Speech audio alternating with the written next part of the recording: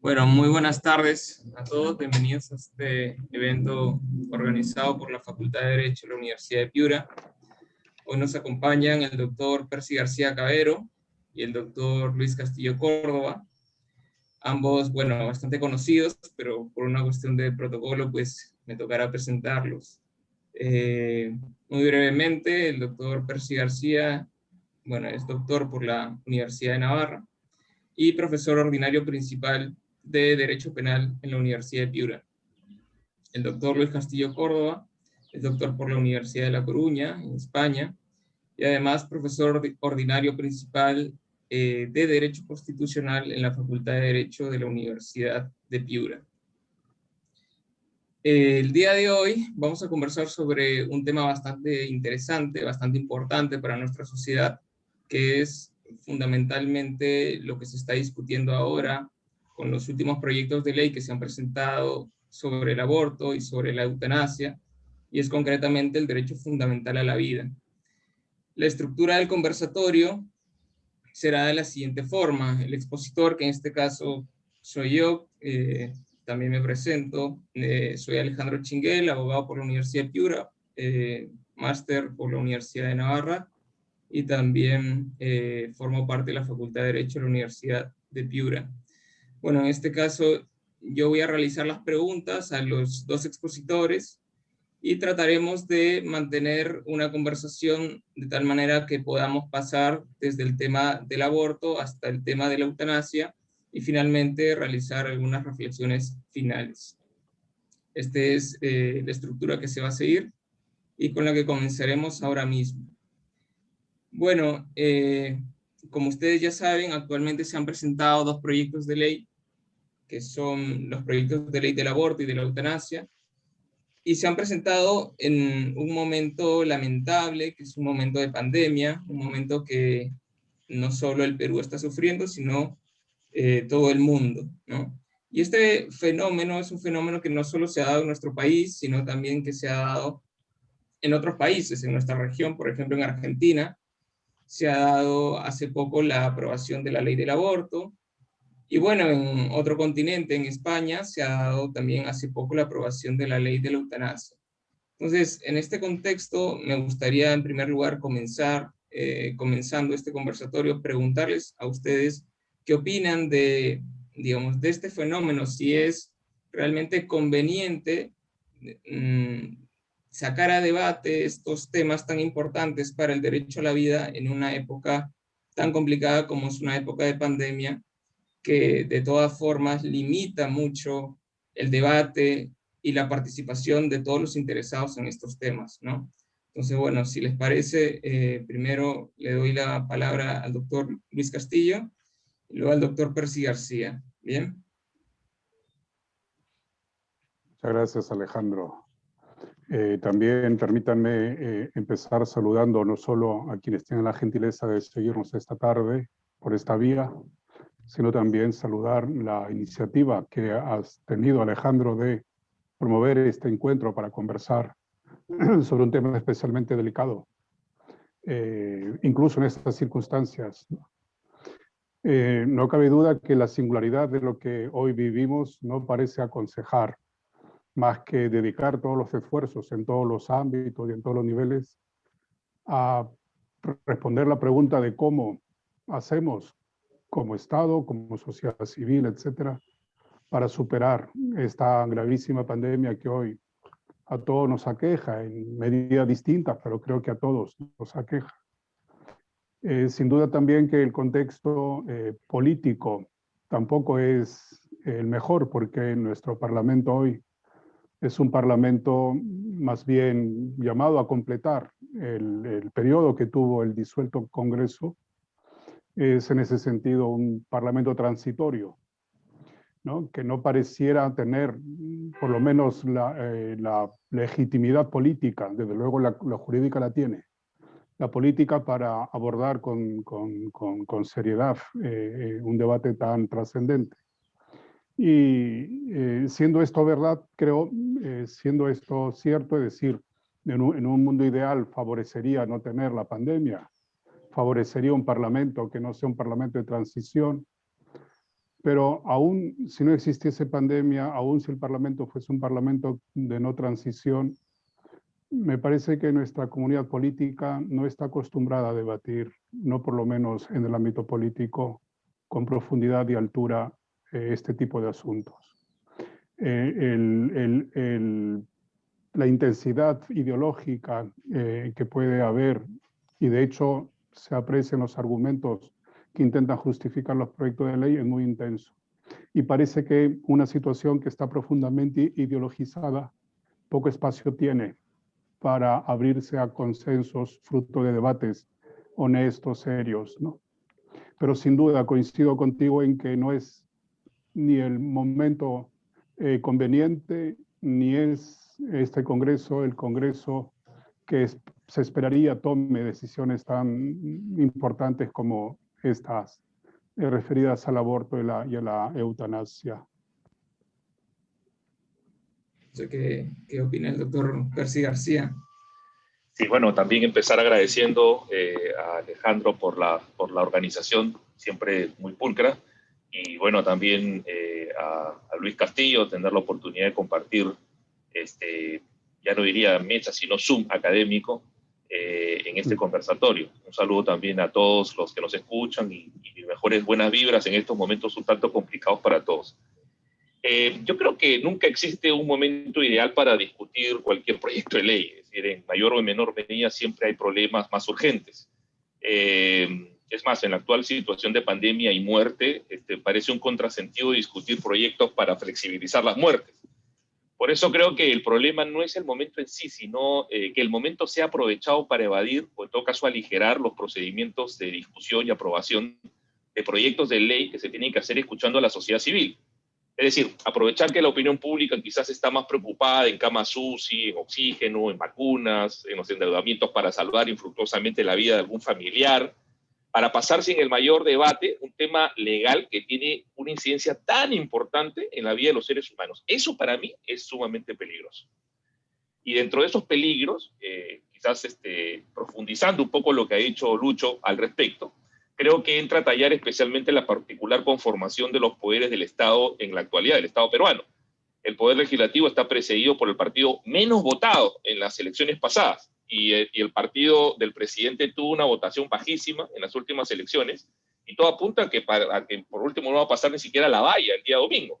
Entonces, con esa escasa representatividad, ¿no?, que me parece que no es muy democrático que se impulsen proyectos de ley que me parece, personalmente, que responden exclusivamente a agendas ideológicas y que no, por el contrario, recogen exigencias sociales. Creo que en la calle se está discutiendo cosas muy distintas al aborto, a la eutanasia, en estos momentos.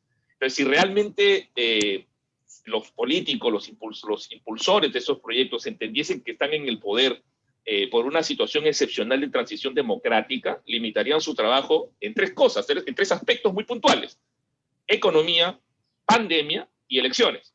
Entonces siento yo, la verdad, que ellos no están pensando así y están tratando más bien de rentabilizar su paso casual por el poder para impulsar una agenda propia. Y eso, a mi modesta opinión, me parece sumamente inapropiado. Muy bien. Ya entrando en concreto en los proyectos de ley, vamos a empezar a conversar sobre el proyecto de ley del aborto. Y comenzaré haciendo una breve contextualización respecto de lo que sostiene como argumento fundamental este proyecto, y en base a ello les plantearé las preguntas.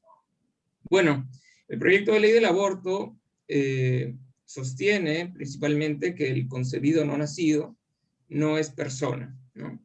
No es persona porque no es titular de derechos fundamentales, en el sentido de que no tiene una vida autónoma, porque el concebido se encuentra dentro del vientre de la madre, y en la medida que no tiene una autonomía, que no puede ejercer esos derechos, en este caso no puede ser titular de ellos, ¿no? Y por lo tanto, solo puede ser persona quien puede ejercer esos derechos, quien tiene esa autonomía. En consecuencia, se sostiene que el concebido no nacido solo es sujeto de derecho para lo que le favorezca, pero lo que le favorezca será determinado en función a lo que señale, en este caso, su madre.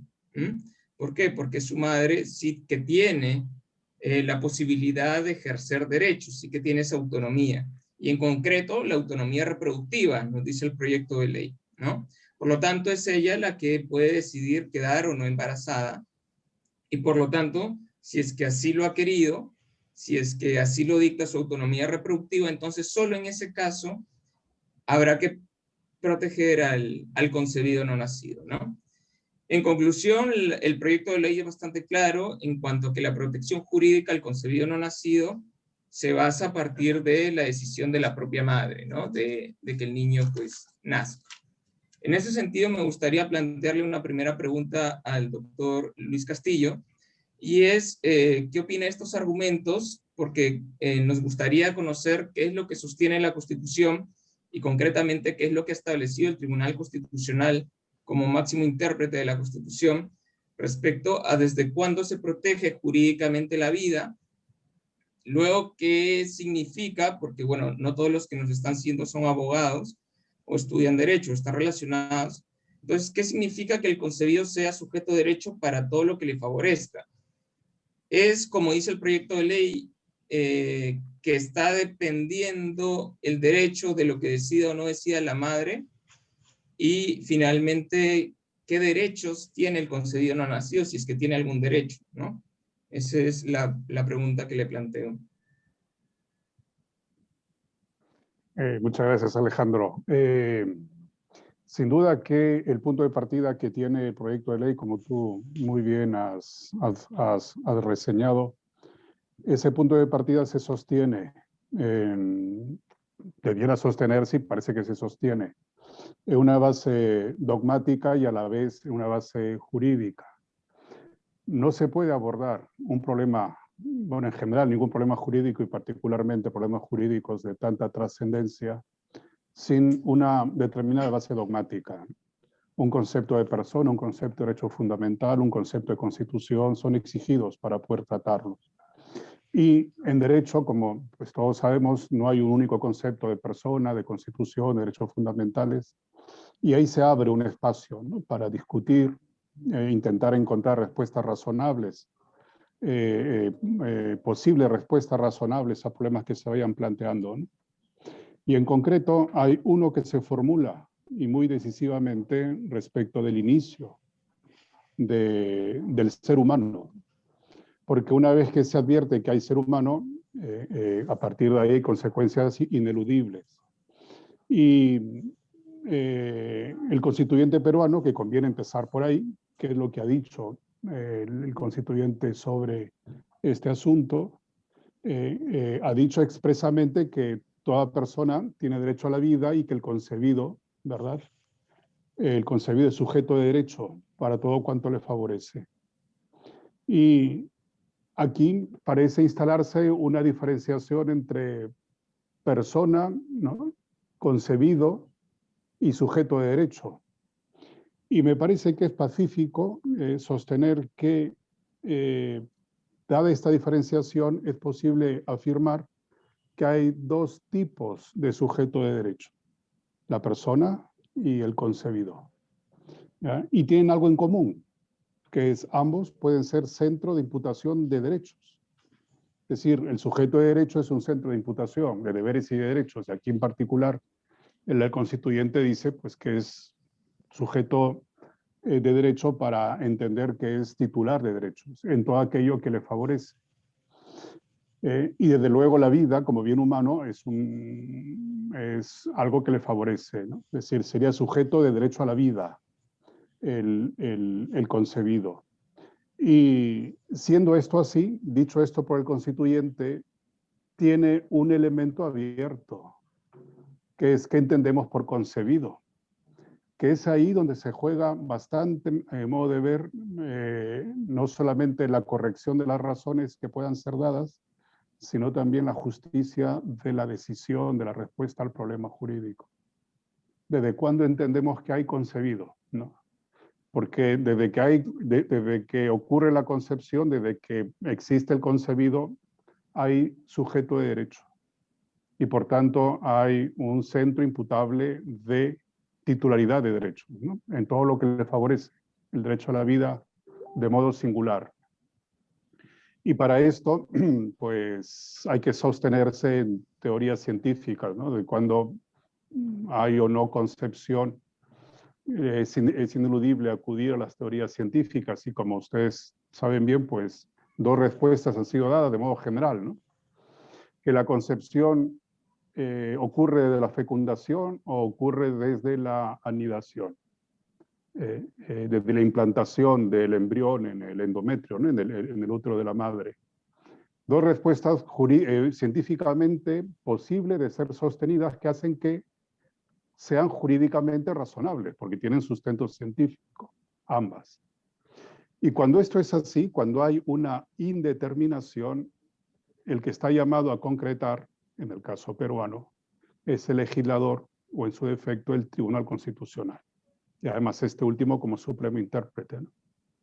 Y el Tribunal Constitucional, para el caso peruano, ha concretado ese término abierto, concebido, para sostener que la concepción ocurre con la fecundación, no ocurre con la implantación. Es decir, hay una regla jurídica según la cual está ordenado entender que la concepción empieza con la fecundación del óvulo por el espermatozoide, ¿no?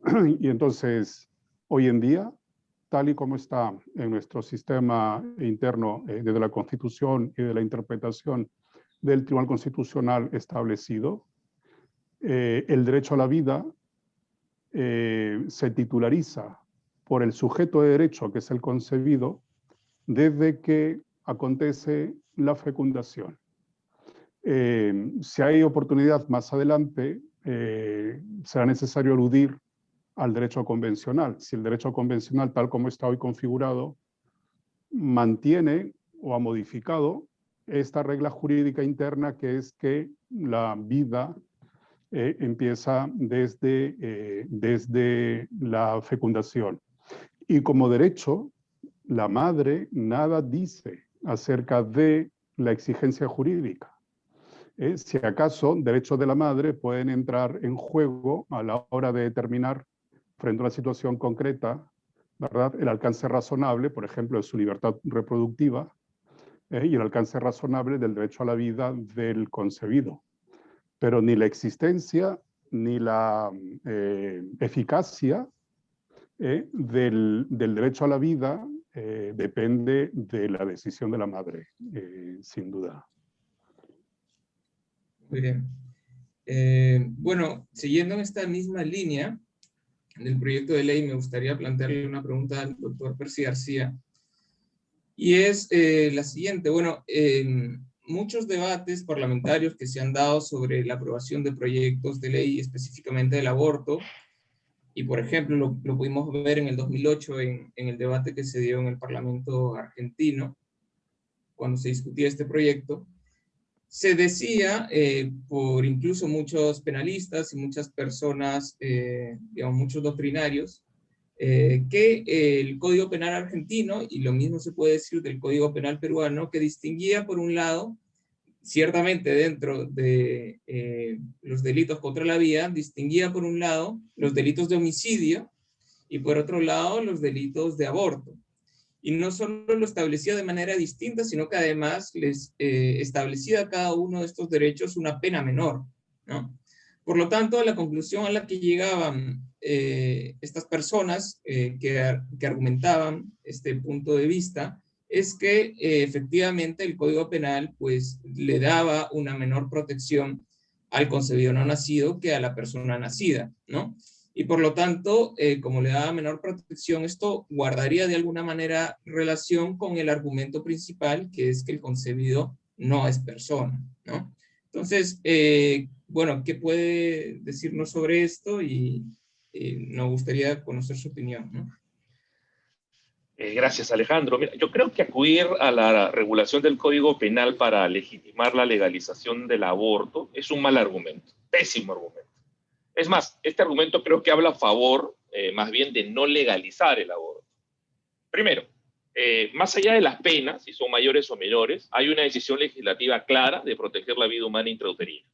Y si el delito de aborto se incardina dentro de los delitos contra la vida, el cuerpo y la salud, como es el caso, Eso supone claramente que existe una decisión legislativa a favor de la protección de vida del no nacido.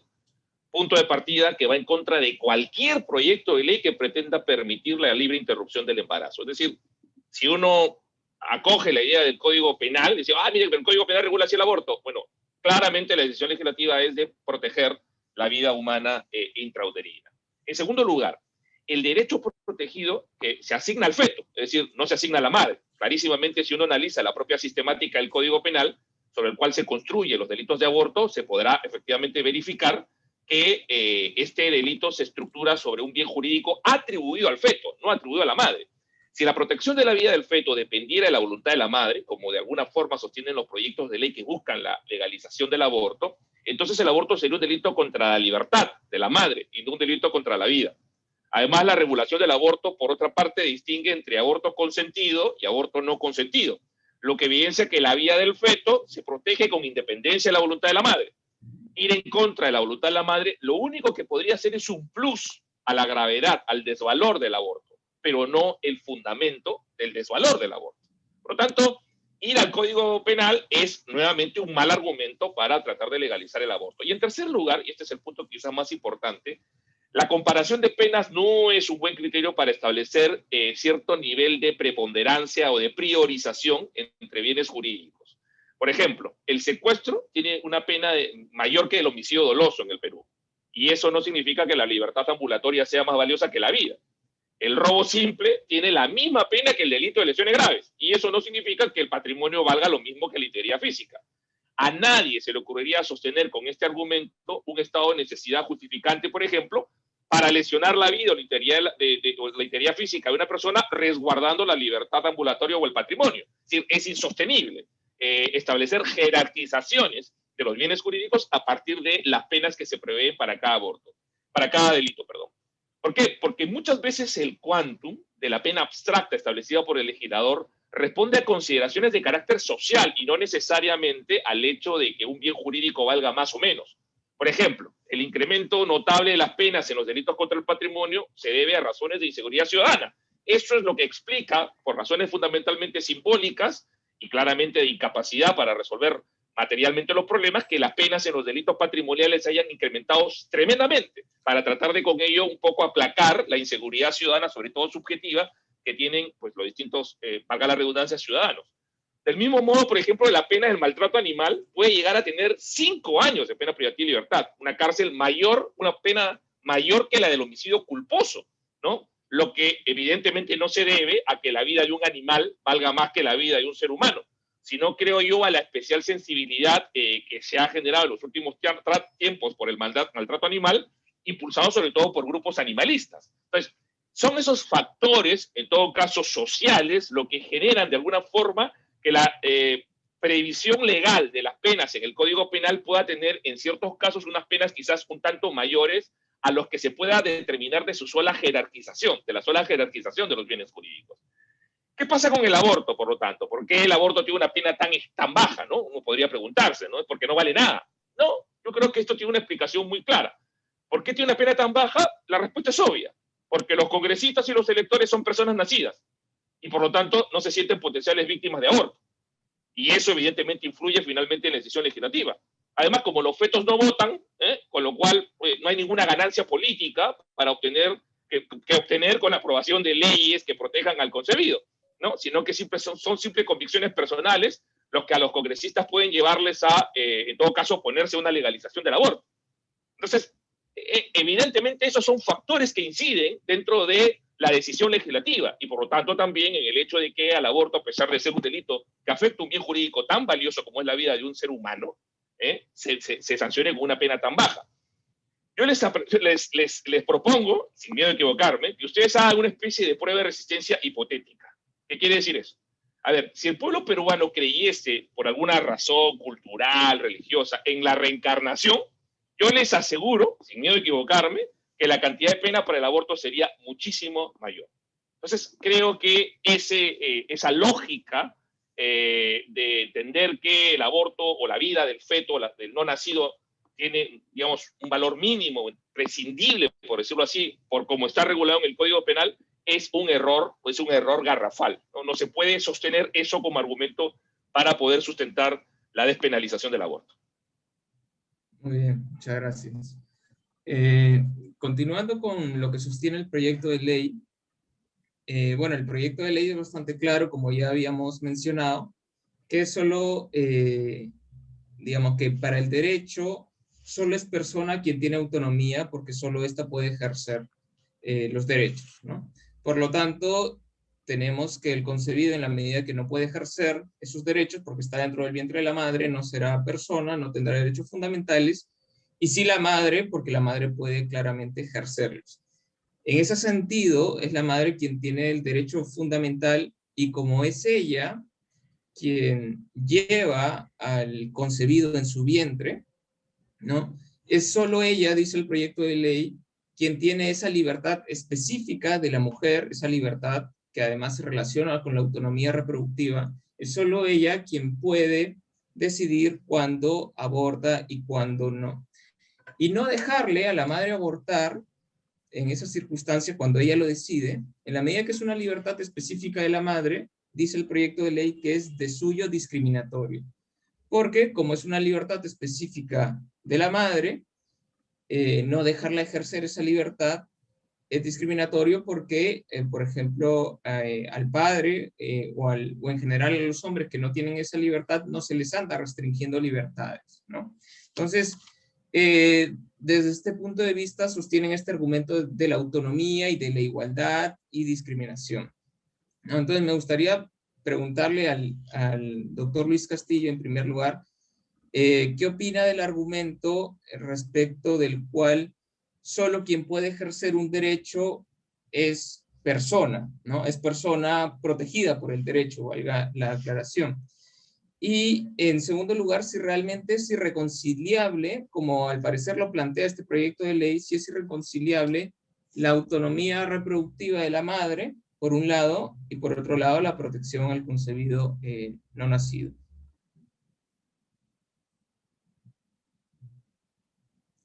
Doctor, creo que está en silencio. Está muteado, Sí, sí. gracias, sí.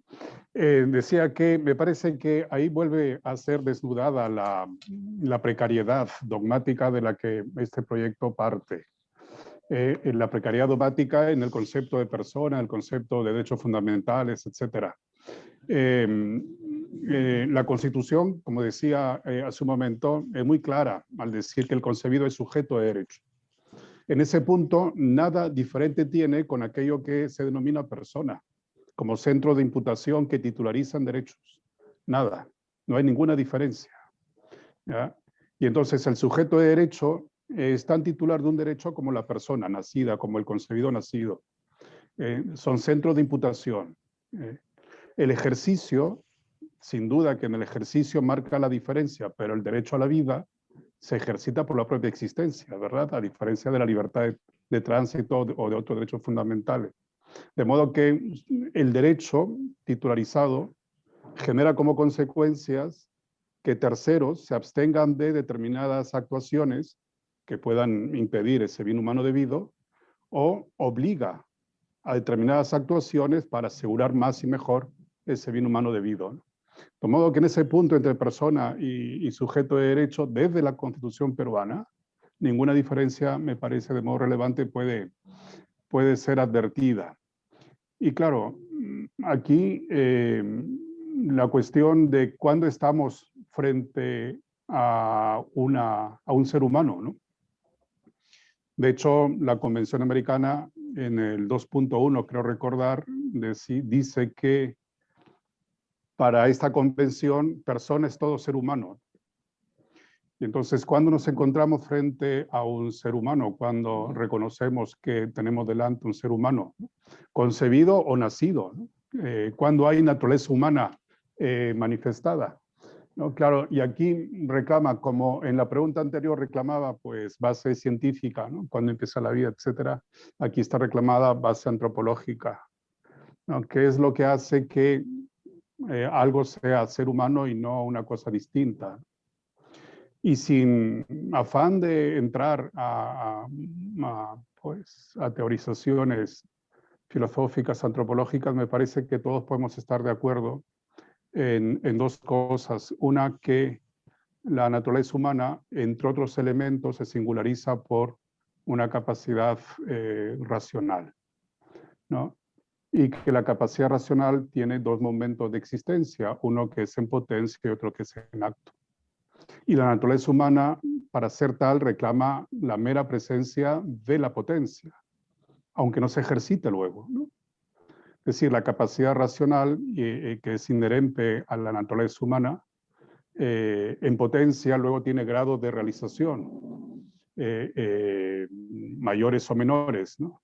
Pero lo que hace a la naturaleza humana no es el grado de realización de una potencia, sino la existencia misma de esa propiedad, ¿no? Y entonces, la autonomía es el ejercicio de una capacidad racional.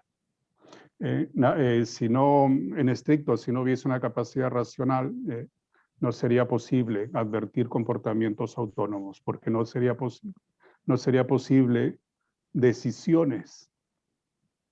Y entonces la autonomía pertenece al ejercicio de una potencia, la potencia racional. Y el ejercicio no hace a la naturaleza humana, lo que hace a la naturaleza humana es la existencia de la potencia.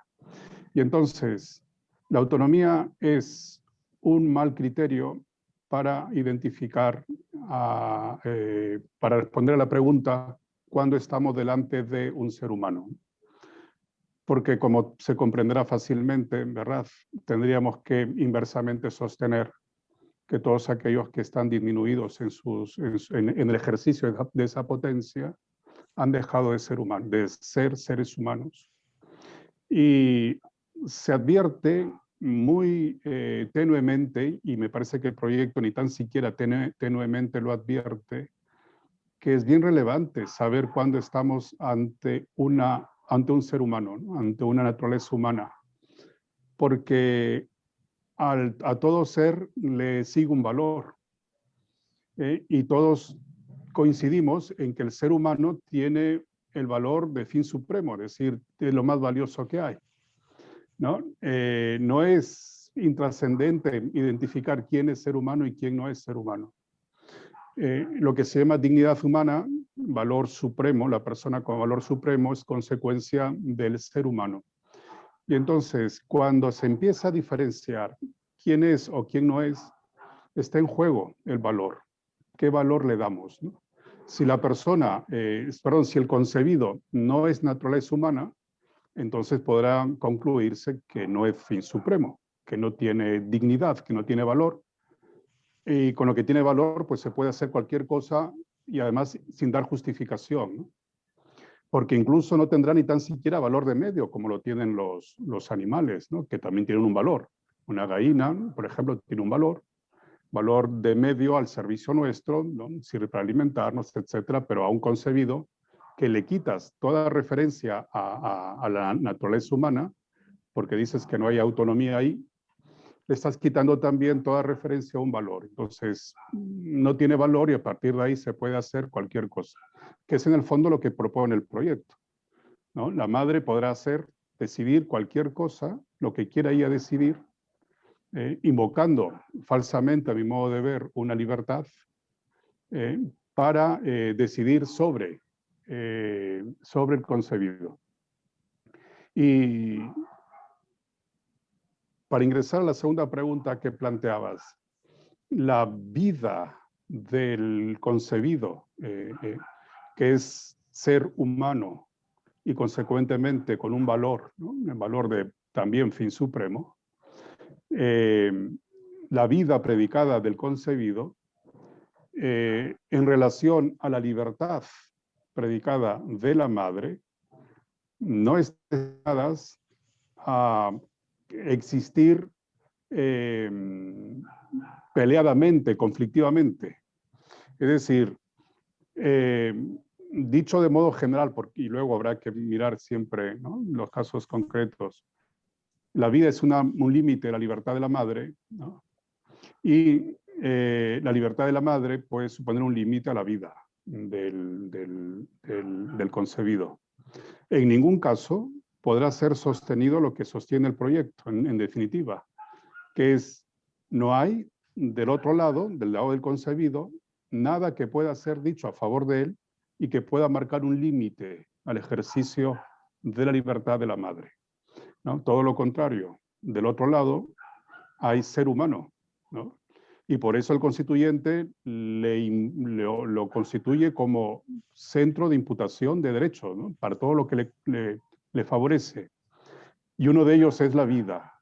Y a la hora que el proyecto de ley dice, ¿no?, que la madre podrá decidir lo que quiera hasta la semana 14, sostener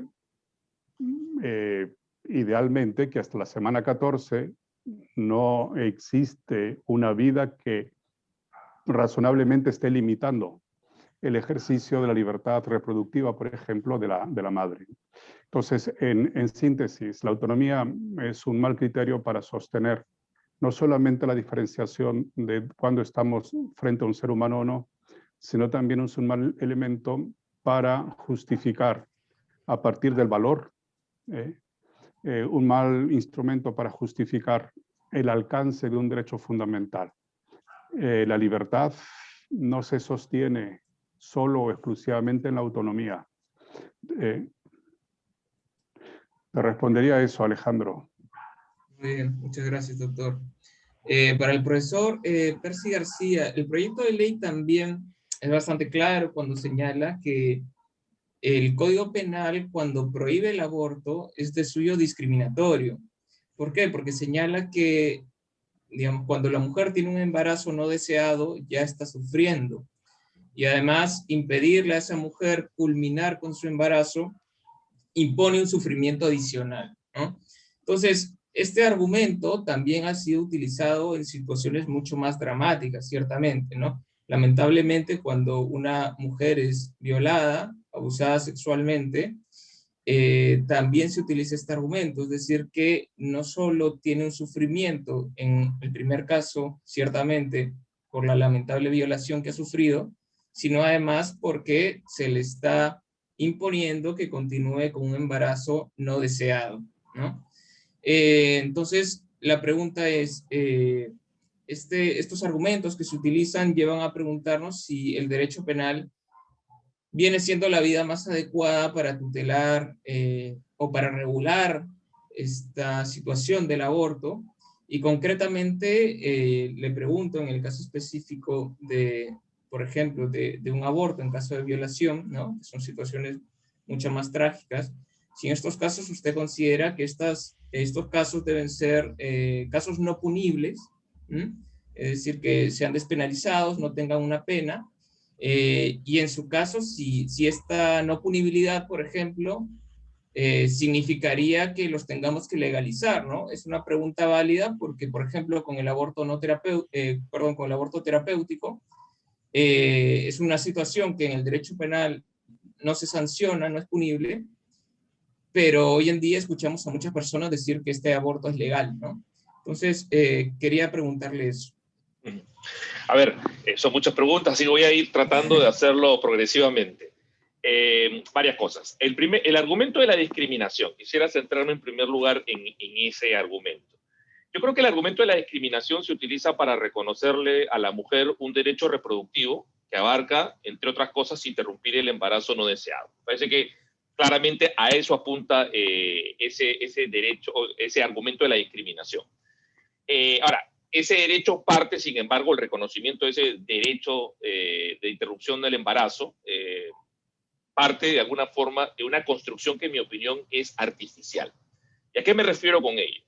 Que se separa la sexualidad y la procreación. Es decir, algo que está naturalmente unido es tratado socialmente como dos cosas distintas. Por eso a la mujer que libremente mantiene relaciones sexuales no está obligada luego a continuar con el embarazo y puede, por lo tanto, interrumpirlo. Pero esa desvinculación no es el estándar con el que se mide las acciones humanas y mucho menos en el derecho penal. Por ejemplo, si una persona lesiona dolosamente a otra persona y puede previsiblemente también matarle, de manera, está claro que si la muerte se produce, esta le será imputada a quien lesionó dolosamente.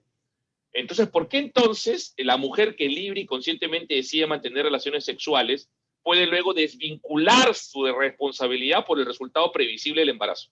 al punto que, si quiere, no puede cargar con el embarazo. Entonces, es más, fíjense a dónde voy, es decir, en realidad no hay discriminación, sino simplemente la vinculación de dos aspectos que están claramente relacionados y que son previsibles, relaciones sexuales y procreación. Y todo lo contrario, creo que sostener o afirmar que la mujer tiene la capacidad de poder desvincular su responsabilidad de la procreación, independientemente de si fue libre al momento de la sexualidad, constituye un argumento discriminatorio más bien con el hombre. ¿Por qué? Bueno, porque en su caso no se le vincula su responsabilidad por la procreación. Es decir, si un hombre tiene relaciones sexualmente con una mujer, será responsable de la procreación, ¿no? Y por eso tiene que siempre atender el pago de la prole y todo lo que necesita. Y no está mal que el hombre lo haga. No está mal que el hombre lo haga, por favor. No se me malinterprete. No quiero decir que los hombres la tenemos difícil. No, la tenemos mucho más fácil, obviamente. Pero está muy bien que el hombre sea responsable siempre y que no decida, mira, yo decidí tener relaciones sexuales, pero respecto a la procreación, no tengo yo ningún tipo de vinculación. Me desligo libremente de la procreación. ¿Qué te van a decir? Nada, te ponen una demanda civil y te hacen pagar todos los alimentos que el menor necesita. Entonces, lo malo es que la mujer se desvincule de la responsabilidad por la procreación. Ojo, y esto quiero que quede bien claro. El feminismo no significa tratar privilegiadamente a la mujer, sino que ella tenga los mismos derechos por su naturaleza que el hombre. Es decir, que digamos, los mismos derechos que el hombre según su propia naturaleza. Por lo tanto, también las mismas responsabilidades. Entonces, podría pensarse claramente que yo lo que he dicho, o sea, esta necesidad de vincular dos aspectos que naturalmente están vinculados, o sea, y eso ocurre en el derecho penal, reitero, o sea, no es un tema que no suceda en otros ámbitos, o sea, completamente, en el derecho penal lo acabo de explicar con el ejemplo, ¿no? O sea, una persona lesiona dolosamente y si es previsible la muerte, se le imputará la muerte. Es decir, no desliga su responsabilidad del resultado previsible de un comportamiento inicialmente doloso. Entonces, podría pensarse que todo lo que acabo de decir no podría aplicarse precisamente, como tú lo mencionas, al caso del aborto por violación, pues en estos casos la mujer no ha tenido relaciones sexuales libremente. Entonces, eso está claro. Y por lo tanto no tendría que hacérsele responsable de la procreación. Sin embargo, lo que aquí se debe evaluar, en mi opinión, es la proporcionalidad de la solución de autorizar el aborto en estos casos, para precisamente para que la mujer pueda ejercer ese derecho a no asumir la responsabilidad de la procreación. Y pienso que desde una lógica de la necesidad, la desvinculación con la procreación no puede conseguirse, o sea, se debe conseguir mediante la entrega en adopción y no mediante la eliminación de, en este caso, el feto, ¿no? Es decir, creo que esta solución es menos gravosa, ¿no? La de entregar en adopción, que evidentemente la eliminación a través de un aborto. Ahora, podría decirse, tratando siempre de pensar en el argumento contrario, que la solución de la entrega en adopción o de las cunas salvadoras, como incluso creo que hubo un proyecto de ley en el Congreso, no es efectiva porque la mujer lo que no quiere es el embarazo, ¿eh? O sea, y el solo obligarla a llevar el embarazo implica, incluso he escuchado, una tortura, ¿no? Algunos han calificado que el solo hecho de obligar a una mujer a llevar un embarazo, sobre todo cuando ha sido víctima de violación, efectivamente es una tortura. Y aquí habría que discutir, primeramente, si la práctica de un aborto es menos tortuosa que terminar un embarazo no deseado. Hay muchos estudios, a los que evidentemente me remito en general y son fácilmente accesibles, muy serios además, que establecen que una mujer que ha abortado nunca se recupera de esa experiencia. Por lo que al mal de la violación se sumaría el mal del aborto. Es decir, no es necesariamente el aborto la solución menos grave que terminar el embarazo y dar al niño en adopción. Pero incluso en el escenario, vamos a suponer, ¿no?, que sea mucho más duro llevar a término el embarazo que someterse a un aborto. Habría que preguntarse si jurídicamente una persona está autorizada a eliminar la vida de una persona para evitar el sufrimiento. Y no hay que pensar mucho, en mi modesta opinión, para concluir que nunca puede legitimarse la eliminación de un inocente para evitar un sufrimiento. Ni siquiera se autoriza que la solución se haga con la eliminación del mismo culpable del sufrimiento. Por ponerles un ejemplo, en ningún país del mundo se le cumple el deseo a la madre que pide matar al asesino de su hijo para vivir así tranquila. Es decir, no, o sea, ni siquiera se admite la solución o la evitación del sufrimiento con la responsabilidad del responsable del sufrimiento, mucho menos con una persona absolutamente ajena al conflicto. En el caso del aborto terapéutico, para ir concluyendo, que me lo preguntaste al final, y si se podría tratar estos supuestos de violación como supuestos de aborto terapéutico. A ver, el aborto terapéutico es el único aborto, el único supuesto aborto que no es punible. Pero no porque exista en este caso o porque esté permitido matar al feto para preservar la vida o la salud de la madre, sino porque no cabe exigir a una madre asumir los riesgos existenciales de proseguir con un embarazo riesgoso. Ese es el sentido. Quizás para los que no están un poco familiarizados con las estructuras de imputación penal, habría que indicar que para los penalistas el delito está estructurado fundamentalmente en dos elementos: injusto y culpabilidad. El aborto terapéutico es un injusto, porque matar a un inocente es un injusto penal. Es un aborto en términos típicos y antijurídicos. Es un hecho desvalorado por el derecho penal. Lo que sucede es que la madre, al estar involucrada existencialmente por su propia vida y por la salud, se le exonera, se le disculpa, en el sentido de que no tiene culpabilidad. Y al no tener culpabilidad, ese injusto ya no es punible. Por lo tanto, no es que no haya un injusto, no es que esté autorizado, no es que esté permitido el aborto terapéutico, y habría que ir extendiendo esto para poder conseguir incluir otros supuestos como la violación, como los abortos por violación o el aborto eugenésico. No, lo que se tendría que encontrar en todo caso, y que yo por mi parte no consigo ver, es que en esos supuestos, otros supuestos de aborto, exista una legitimación, digamos, técnica, desde el punto de vista de las estructuras de imputación del delito, para justificar la no punición del aborto, cosa que no veo. Y sí veo el aborto terapéutico, ¿no? Y por eso el aborto terapéutico es una conducta antijurídica desde el punto de vista penal, pero no culpable, porque a la madre y al médico que la trata no se le puede exigir que lleven adelante un aborto que pone en peligro la vida de la madre. Entonces, eso es muy importante tenerlo en cuenta. Y precisamente por no tenerlo claro y en cuenta, se comete el error de querer protocolizar el aborto terapéutico. El aborto terapéutico no se puede protocolizar porque no se trata de gestión de riesgos, de gestión simplemente de situaciones estandarizadas. Es decir, cada mujer, cada embarazo es una historia distinta y los médicos tendrán que evaluar cada embarazo según incluso las circunstancias sociales, si estás en una clínica muy buena en Lima o si estás en una posta en un lugar perdido de la sierra. Tendrás que evaluar todos los contextos para poder determinar si se puede llevar a buen término el embarazo a pesar de lo riesgoso que es. Y a partir de eso, generar una situación de excepción. De excepción en términos de inexigibilidad, que es, reitero, la categoría vinculada a la culpabilidad y no al injusto. Entonces, ¿qué sucede con las protocolizaciones? Lo que buscan es abrirle la puerta al aborto libre a través de esta figura, porque ¿qué es lo que ocurrió en España? Dicho sea de paso, en España durante mucho tiempo existía el aborto terapéutico por donde se colaba todo el aborto voluntario. ¿Por qué? Porque todas las mujeres iban y decían que se sentían psicológicamente afectadas. Entonces se les daba la autorización por riesgo grave a la integridad psicológica, a la salud psicológica, y se autorizaban los abortos. Entonces, esas protocolizaciones que dicen, estrés, COVID, diabetes, todo, pero depende, la madre es joven, es mayor, ha tenido ya hijos anteriores, ha tenido partos complicados, todo eso lo determina una junta médica. Por eso tiene que hacerse siempre caso por caso y no puede hacerse una protocolización, porque reitero, las protocolizaciones, que son instrumentos preferidos de los gestores de estos intereses, lo que buscan es abrir la puerta grande de dos hojas para que evidentemente todos los abortos deseados o de cualquier tipo puedan encontrar una aparente legalidad. Entonces creo que eso evidentemente tiene que corregirse y darle a la naturaleza, al aborto terapéutico, a la naturaleza que tiene, la de ser un aborto, pero un supuesto de excepción, de disculpa, en el que no se castiga por una circunstancia muy concreta y muy especial. Muy bien, muchas gracias.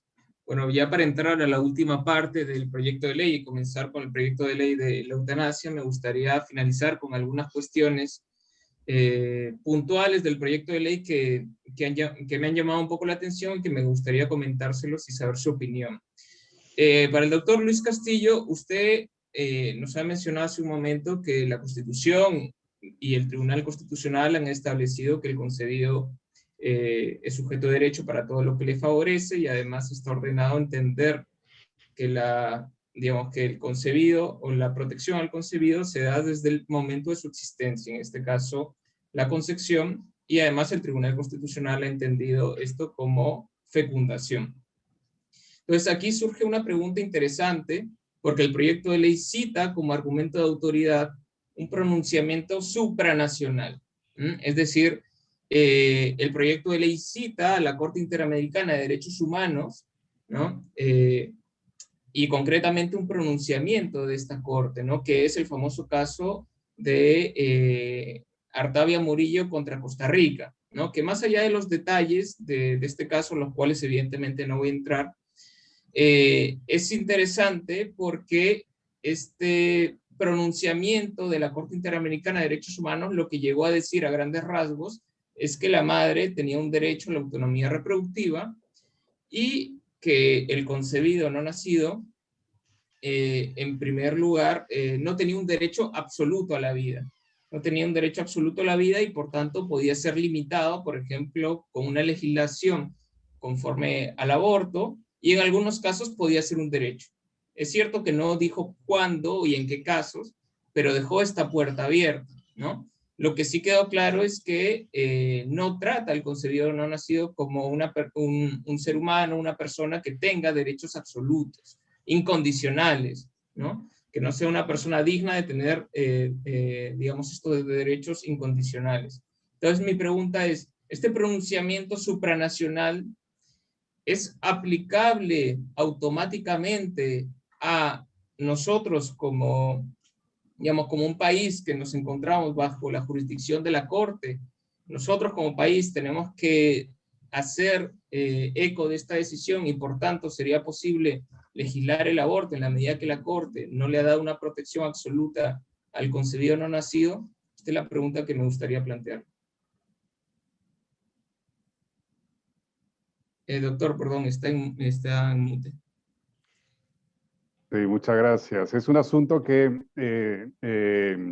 sin duda reclama que en la justificación, que en el razonamiento se introduzca el derecho convencional. Como en la primera respuesta avancé a decir, tal como está configurado en la Constitución, el concebido es sujeto de derecho para lo que le favorece. Es titular del derecho a la vida. La cuestión se desplaza a saber cuándo estamos ante un concebido. El Tribunal Constitucional, como les recordaba, ha establecido que estamos ante un concebido no cuando hay implantación del embrión, del cigoto en el endometrio, sino con la mera fecundación. Esa es una respuesta científica, una de las dos fuertes respuestas científicas que hay a la pregunta. Esta misma pregunta fue planteada, entre otras, en la sentencia que refieres de la Corte Interamericana.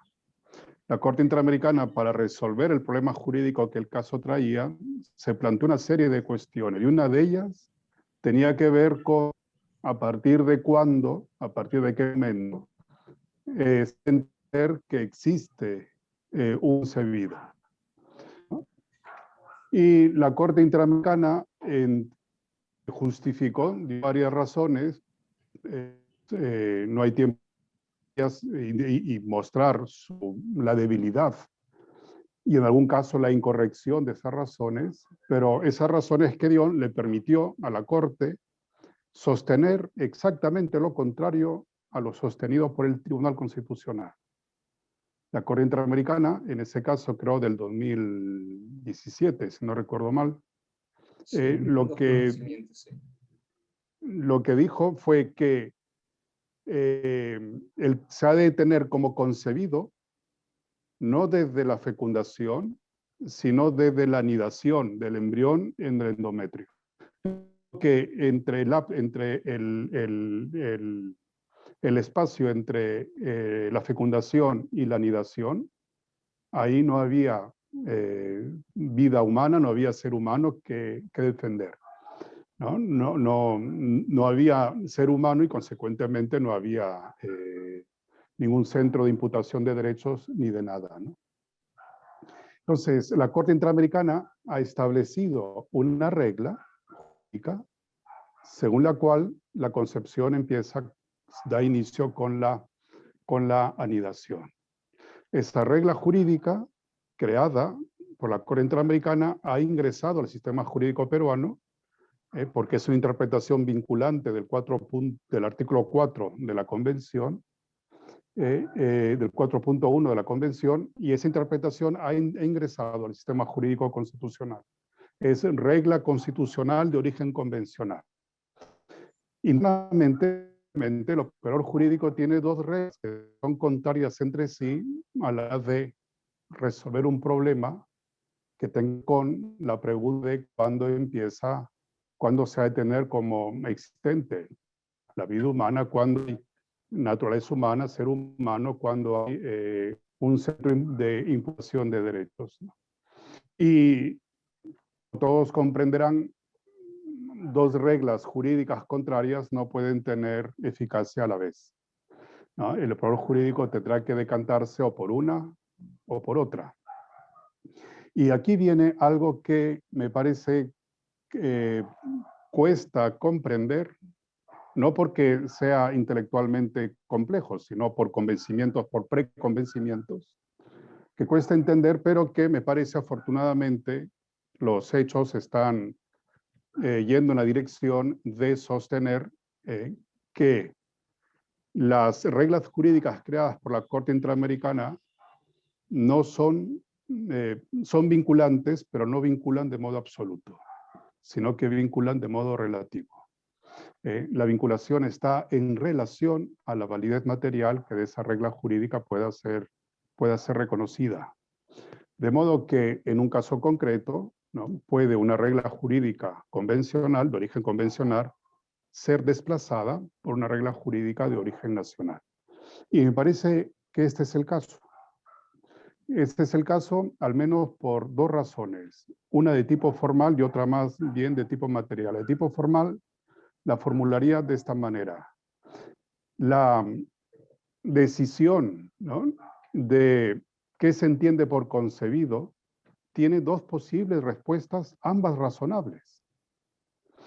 Si a un problema jurídico es posible dos respuestas razonables, ¿no?, quien tiene la competencia para darle respuesta es, en el caso nuestro, el Tribunal Constitucional.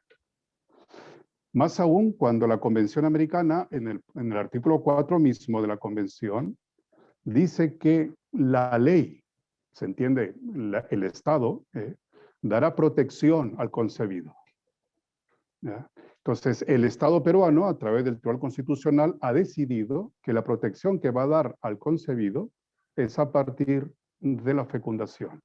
Y esa no es una respuesta razonable, no es jurídicamente inválida, está sostenida en teorías científicas, no es la única, desde luego, pero está sostenida en base científica, que le da esa razonabilidad jurídica. De modo que cuando la Corte Interamericana, ¿no?, decide lo que ha decidido, lo que está haciendo es usurpar la función que tiene, dicho por la Convención Americana, ¿no?, la ley en referencia al Estado parte, la competencia que tiene el Estado de decidir la protección que dará al concebido, ¿no? Y al usurpar esa función, la Corte Interamericana, y esta no es la única vez, lo ha hecho en varias oportunidades, termina la Corte Interamericana convirtiéndose en órgano interno, ¿no?, en órgano o judicial o político interno. Termina gobernando la Corte Interamericana. Al no respetar ese margen de apreciación interna que tiene el órgano nacional de dar una respuesta razonable a un problema jurídico que se le presenta. Y en este caso, la respuesta que da es una respuesta razonable, una entre dos respuestas razonables. Y el argumento material lo diría de esta manera: si hay que reconocer desde la Constitución peruana que existe un centro de imputación, de derechos, en este caso el derecho a la vida, y hay duda, ¿no? Porque hay dos respuestas, y hay duda de cuál respuesta es la que tendría que ser abrazada, ¿verdad? Inmediatamente surgen esos principios, ¿no? De interpretar conforme a lo que más pueda favorecer al centro de imputación, en este caso al concebido, a la hora de precisamente dar respuesta a la pregunta tan vital, ¿no? ¿Cuándo empieza esa concepción, esa existencia, ¿no? Con la fecundación o con la nidación? Una exigencia de, en caso de duda, interpretar de modo que se reduzcan al máximo los riesgos posibles, reclamaría por reconocerle una validez material a la decisión del Tribunal Constitucional de proteger la vida desde la fecundación y no desde la anidación. Y si me permites, yo daría un paso más para sostener lo siguiente.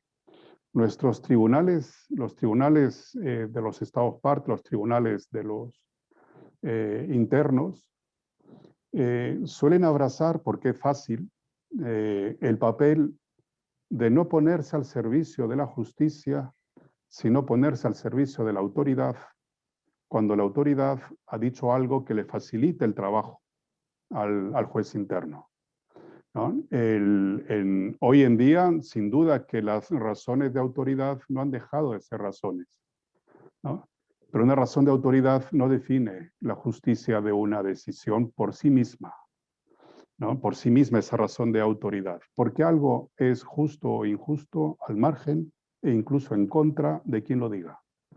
No se sigue la Corte Interamericana porque todo lo que diga es justo, lo mismo que no se sigue al Tribunal Constitucional porque todo lo que dice es justo, no se sigue al Parlamento porque todo lo que diga es justo, ¿no? Es decir, el juez tiene que saberse siervo no de la Corte Interamericana, no del Tribunal Constitucional, no del Parlamento, asumir la función jurisdiccional y preguntarse, ¿con qué ingredientes voy a construir la decisión justa al caso que tengo delante?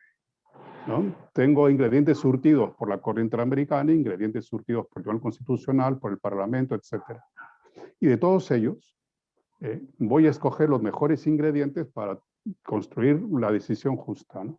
Y cuando tengo dos ingredientes que son contrarios entre sí, no puedo resolver la pregunta de la validez y eficacia solo con un argumento de autoridad.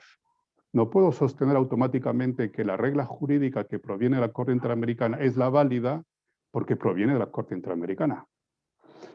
Tendría que ser antes demostrado que la Corte Interamericana en ningún caso puede incurrir en inconvencionalidad o en injusticia, ¿no? Y eso está muy lejos de ser no solamente planteado, ni tan siquiera justificado, ¿no? Y en esa lógica, entonces, el juez nacional, cuando tenga que afrontar ese tipo de casos, tendrá que preguntarse por el derecho vigente y que está concernido por el caso, y a la hora de advertir que hay dos reglas jurídicas, mal haría el juez seguir automáticamente la regla jurídica creada por la Corte Interamericana. La podrá seguir, sin duda, siempre que esté persuadido de la justicia de esa regla jurídica. Y para estar, me parece, persuadido, tendrá que haber vencido esas dos razones que en sentido contrario pueden ser dadas y que presentaba hace un momento, ¿no? La de tipo formal y la de tipo material.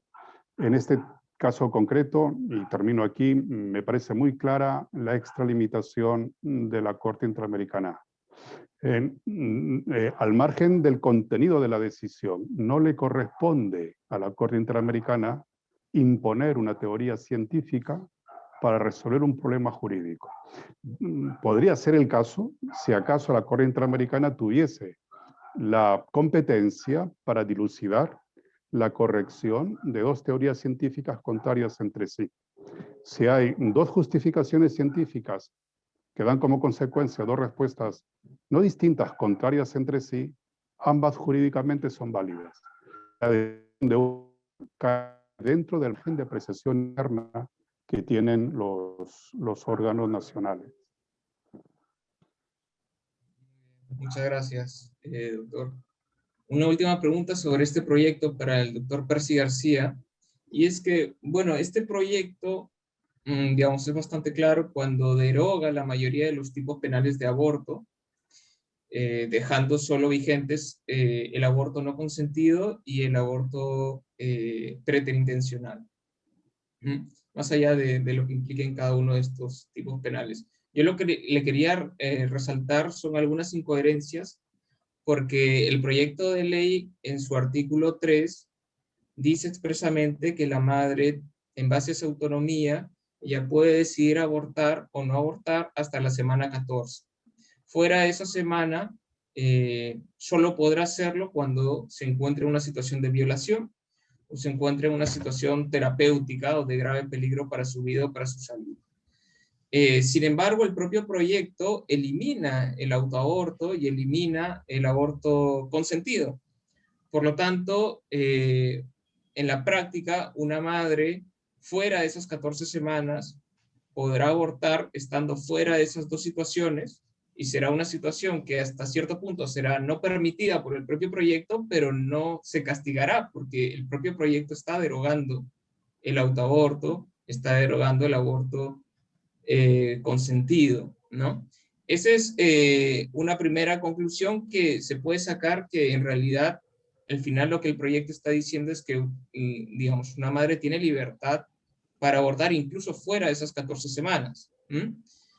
Y luego otra cuestión a resaltar es que a mí me parece, y esta es una opinión personal, que el proyecto de ley termina también desprotegiendo a la mujer en ciertos casos, porque el proyecto de ley deroga, digamos, por ejemplo, el aborto agravado cuando lo realiza un médico, ¿no? Es decir, cuando incluso en un aborto consentido hay un abuso, en este caso por parte del médico, esa situación se agravaría, ¿no? Es decir, tendría mayor pena, ¿no? Pero esa situación también se deroga, ¿no? Con lo cual también, por ejemplo, los abusos médicos en ese sentido, digamos, se terminan, digamos, descriminalizando, ¿no? Y eso también fomenta mayor abuso, por ejemplo, con una mujer, ¿no? Y bueno, esta serie de incoherencias que no se llegan a entender del propio proyecto de ley, ¿no? Entonces, me gustaría simplemente saber su opinión sobre estas cuestiones, ¿no? Podría decir, sí, estoy de acuerdo con todo lo que has dicho y pasar a la siguiente pregunta. La verdad, porque estoy absolutamente de acuerdo con todas las deficiencias, digamos, de técnica legislativa que has mencionado. Son patentes y son evidentes.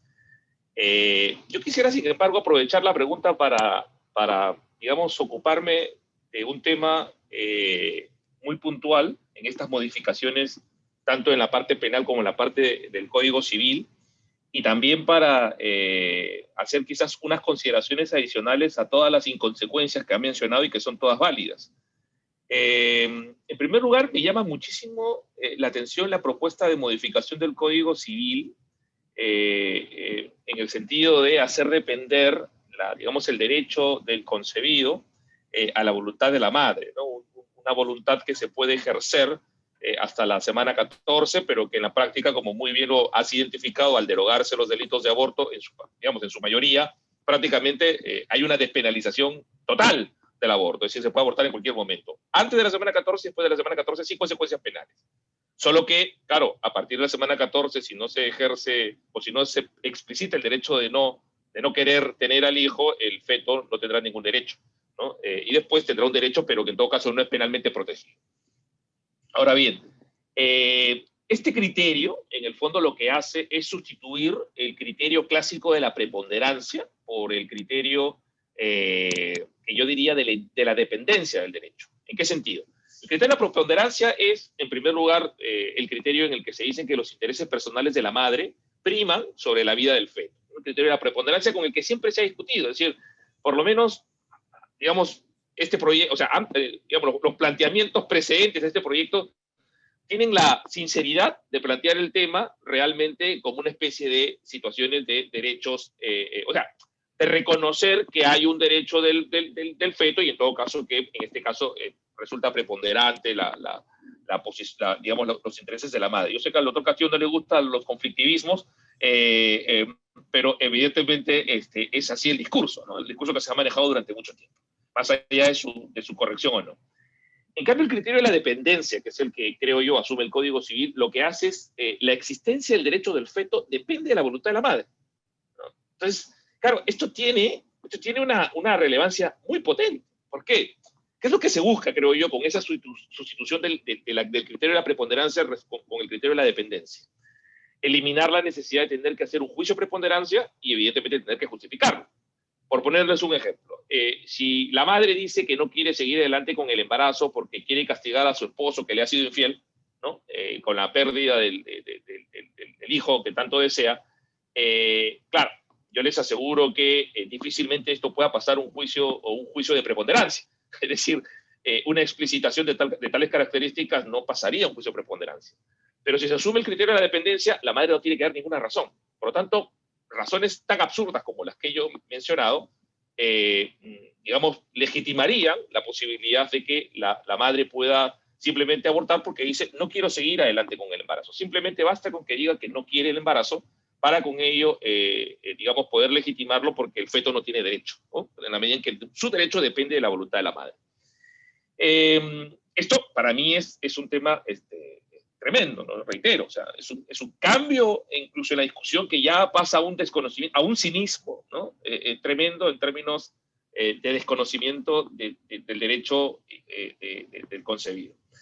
En cuanto a las incoherencias que tú has mencionado en el ámbito penal como consecuencia de una derogación indiferenciada de los distintos supuestos de aborto, ¿no? A excepción del aborto no consentido y del aborto preterintencional, que son los únicos que se mantienen, eso evidencia, reitero, la absoluta falta de técnica legislativa del proyecto de ley. O sea, realmente creo que no sé si lo habrán hecho a propósito o no, pero en todo caso, si lo han hecho a propósito, demuestra, digamos, una intención muy, muy mala, ¿no? Y si lo han hecho culposamente, demuestra pues una imprudencia, una negligencia rayana con la ignorancia.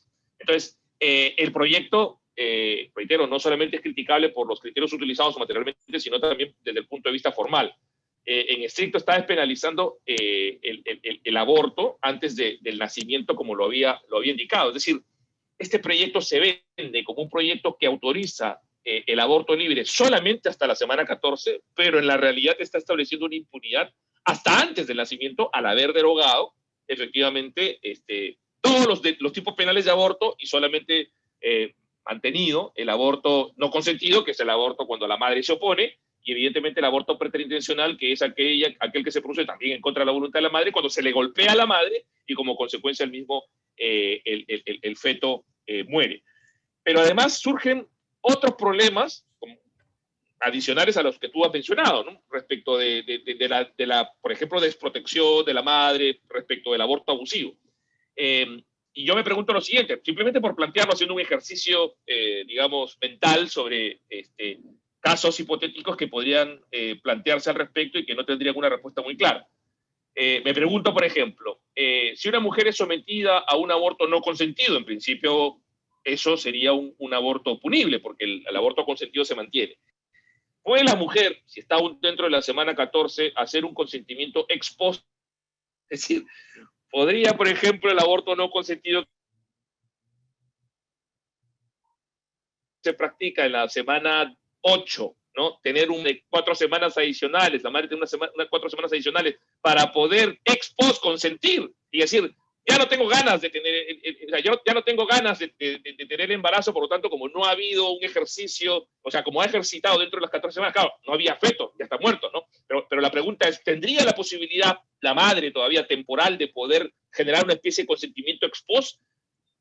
Algo que penalmente es implanteable, los consentimientos ex post no existen, los consentimientos ex post no existen, pero claro, se generan estos vacíos precisamente como consecuencia de la lógica de la dependencia de la vida del feto al ejercicio de una voluntad, de expresión de una voluntad dentro de 14 semanas. O podría, por ejemplo, alegar un error de tipo, ¿no? La persona que practica un aborto creyendo erróneamente que la mujer luego va a expedir o va a expresar su consentimiento porque había dentro de la semana 14. Podría válidamente aquel que dice, no, pues es que yo pensaba, yo asumía razonablemente que como en un momento me dijo que no estaba muy segura, pues ya le practiqué el aborto, estaba en error de tipo y por lo tanto podría alegar en estos casos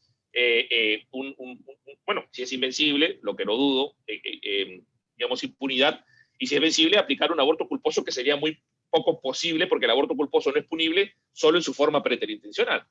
Entonces, claro, se van a presentar, a ver, yo personalmente creo que si bien existe una agenda ideológica detrás de todo esto y unos intereses que impulsan con mucha fuerza esto, creo que está tan mal planteado de fondo y de forma, pero tan pésimamente planteado, que evidentemente esto no puede pasar, esto no puede aprobarse. Esto vamos, razonablemente no puede aprobarse.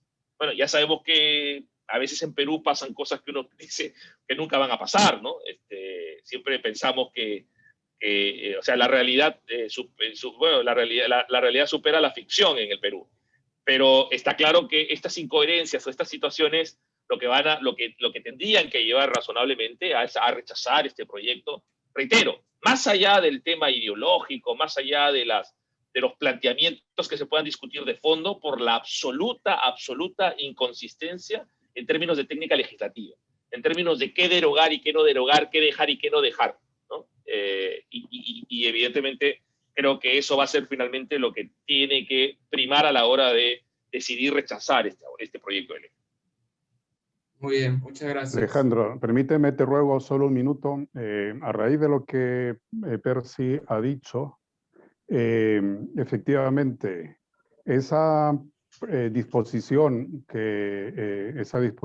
complementaria que termina derogando o modificando, perdón, el Código Civil, ¿verdad? Que dice que la vida humana comienza a partir de la decisión de la mujer, ¿no?, de llevar a término su embarazo, efectivamente desnuda todas las inconsistencias que muy bien ha dicho Percy, porque detrás, ¿verdad?, hay una absoluta ausencia de justificación constitucional para decidir cuándo por qué la vida empieza en la semana 14.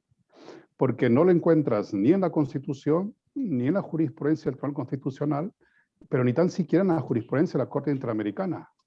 Porque la Corte Interamericana lo que ha dicho es que, en otra regla jurídica, que el derecho a la vida del concebido no es absoluto. No ha dicho que no sea existente. Existe el derecho a la vida. Juega en sentido contrario a la libertad de la madre. Aquí lo que hace el proyecto simplemente es decir que no existe tal derecho a la vida.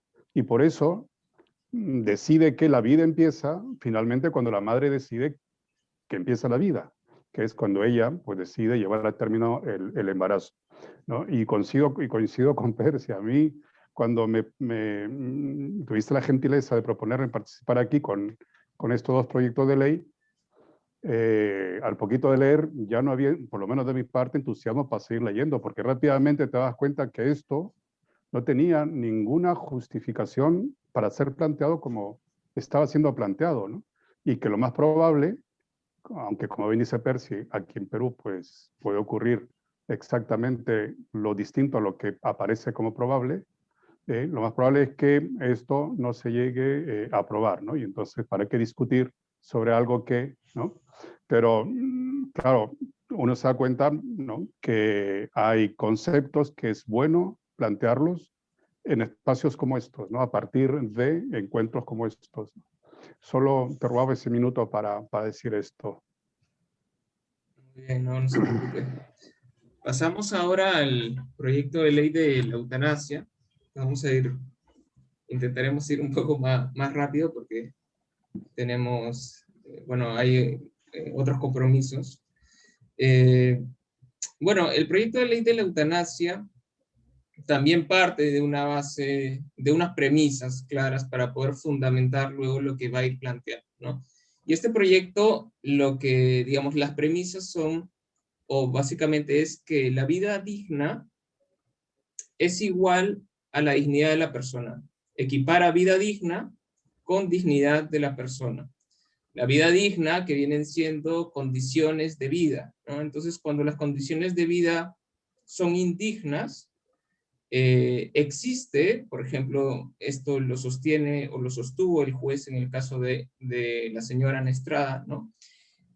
Cuando existen condiciones indignas, existe una fase interna de la dignidad, ¿no?, que le debería permitir a la persona, en ejercicio de su autonomía, terminar con su vida. Entonces, esta es básicamente la premisa clara que está detrás de lo que plantea el proyecto de ley. Entonces, comenzar preguntándole al doctor Luis Castillo, si es correcto esta equiparación entre condiciones de vida, ya sean dignas o indignas, con dignidad de la persona, ¿no?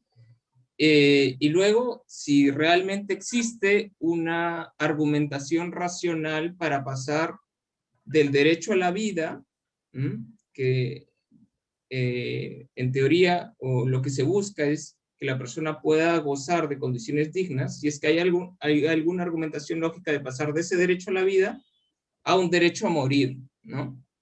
Esas son las dos preguntas que le planteo. De acuerdo, muchas gracias, Alejandro.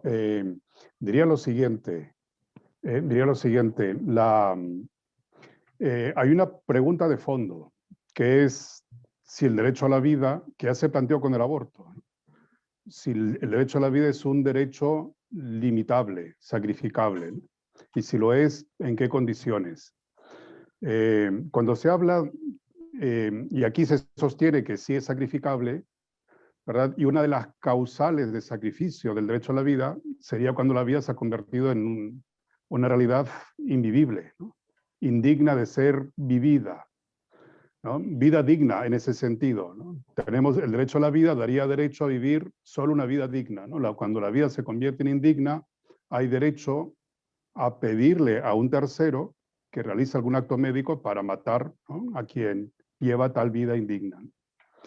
Y entonces, el término digna, que el calificativo digna, el adjetivo digna que se añade al sustantivo vida, no tiene por finalidad discriminar, diferenciar vidas que vale la pena vivir y vidas que no vale la pena vivir. El calificativo digna tiene como propósito advertir que tal vida se está predicando de un ser que tiene dignidad, que un ser que es valor supremo. De la gallina también se predica el término vida, pero de la gallina no se podrá, no por lo menos con propiedad, decir que, ¿no?, vida digna o indigna, en esta lógica de dignidad humana como valor supremo, ¿no? Entonces, la vida digna tiene esa finalidad de advertir que está siendo predicada de un sujeto que vale como fin supremo. Y esto conlleva a la pregunta de si la vida predicada de quien tiene valor de fin supremo es o no sacrificable, que es la cuestión en definitiva que está de fondo, ¿no? Sacrificable conscientemente, es decir, si hay alguna justificación para matar, ¿no? Porque de modo consciente, ¿no?, que sería el sustento de ese derecho a la muerte, ¿no? El derecho a la muerte no parte de algo, de una casualidad o de una inconsciencia, ¿no? Es alguien consciente que pide una actuación médica para ser muerto, ¿no? Y entonces, me parece que hay una serie de razones para sostener que la vida, por ser predicada de quien se predica, tiene valor absoluto, no solo en el sentido de no ser sacrificable, sino también en el sentido de ser ilimitada, el alcance de ese derecho. De modo que en ningún caso hay derecho a ser muerto, ¿no?, ya sea pedido por un tercero o por la propia persona. Intentaré no extenderme demasiado. Se ha sostenido que la dignidad humana es un derecho, ¿ya? Pero nadie admite, no por lo menos seriamente, que si es un derecho la dignidad humana, en lo personal no creo que sea un derecho, pero siguiendo el razonamiento, nadie sostendría que sea un derecho sacrificable. Es decir, independientemente de las circunstancias, nadie pierde su valor, ninguna persona pierde su valor de fin supremo, aunque haya expresado clara y conscientemente que desea ser tratada como un objeto, que desea ser esclavizada. El derecho no daría efectos jurídicos a una declaración de esa naturaleza, porque nadie admitiría que el derecho a la dignidad humana es un derecho sacrificable. Y además, nadie sostendría que habrían posibilidades de excepcionar ese derecho, ¿no? De modo que existiese alguna circunstancia en la cual la persona perdiera su dignidad, ¿no? Todos, por ser lo que somos, valemos siempre como fin supremo, aunque hayamos cometido el acto más reprochable, imaginable, ¿no? El peor delincuente incluso no ha perdido la dignidad humana y por eso precisamente titulariza, ¿no?, una serie de derechos. Pues algo parecido ocurre con la vida. Antes, de modo que la dignidad humana como valor supremo es condición de existencia jurídica de los derechos. El bien humano, vida, libertad, intimidad, etcétera, se convierten en bienes humanos adeudados a la persona por el valor. A la gallina no le debemos, no se le debe el bien humano vida, ¿no?, en el sentido de deuda, porque ahí no se reconoce una dignidad como se la reconoce a la persona. Sin duda que a la gallina y a todo animal, ¿verdad?, está proscrito los tratos que le hagan sufrir, etcétera, ¿no? Pero no en este sentido. No puede ser dicho que es un bien humano, un bien animal adeudado por el valor. La dignidad humana, en el caso de la persona, justifica que el bien humano se convierta en deuda. La vida se nos adeuda porque, siendo lo que somos, valemos lo que valemos, ¿ya? Y entonces, la dignidad humana se convierte en el requisito para que existan los derechos humanos. Sin dignidad humana no hay derechos humanos, y eso justifica que no sea posible sacrificar la dignidad humana. Pues algo parecido ocurre con la vida. La vida, que es un derecho, en realidad es un principio, es una condición de existencia. Sin vida, no solo ya no hay derecho, es que no hay el sujeto de derecho, y no tiene sentido hablar de derechos, ¿no? Y de la vida, por ser precisamente condición de existencia de aquello que vale como fin supremo, se convierte, al igual que con la dignidad humana, en una realidad que no es sacrificable. La vida vale con valor absoluto. La persona vale con valor absoluto, ella es fin supremo, no se le sacrifica en su dignidad, y la vida, consecuentemente, el bien humano vida, vale también como una realidad absoluta, ¿no? De modo que en ningún caso está permitido matar a otro conscientemente, ¿no? Finalmente puede alguien matar, ¿no?, culposamente o realizando actos de defensa que terminan con la muerte de alguien, pero ahí no está, ¿no?, localizada una actuación dirigida a matar a alguien de modo consciente, de modo directo, como sí ocurre con el aborto y como sí ocurre con la eutanasia. La eutanasia pretende ser una negación a la tremenda singularidad que tiene el derecho a la vida, tal y como singularidad lo tiene el derecho a la dignidad humana, ¿no? Realidades que no son sacrificables por ser condición de existencia de aquello que tiene valor de fin supremo, ¿no? Y entonces, en esa lógica, no habría ninguna justificación para matar, como digo, a alguien conscientemente. Y si esto así se sostuviese, haría desaparecer cualquier base dogmática o jurídica al pretendido derecho a morir, ¿no? Entendido como un derecho a obligar que un tercero conscientemente realice un acto destinado a arrebatar la vida de quien lo solicita. Y lógicamente, además de problemas con la igualdad, lógicamente, en esta ausencia de base dogmática, hace que la propuesta aparezca como mera arbitrariedad. Y entonces, si no hay razón jurídica, lo que habrá es razón ideológica o razón de otro tipo, pero no jurídica. He dicho varias cosas, no sé si he respondido finalmente a lo que me preguntabas, pero yo diría eso. Sí, sí, no, muy claro.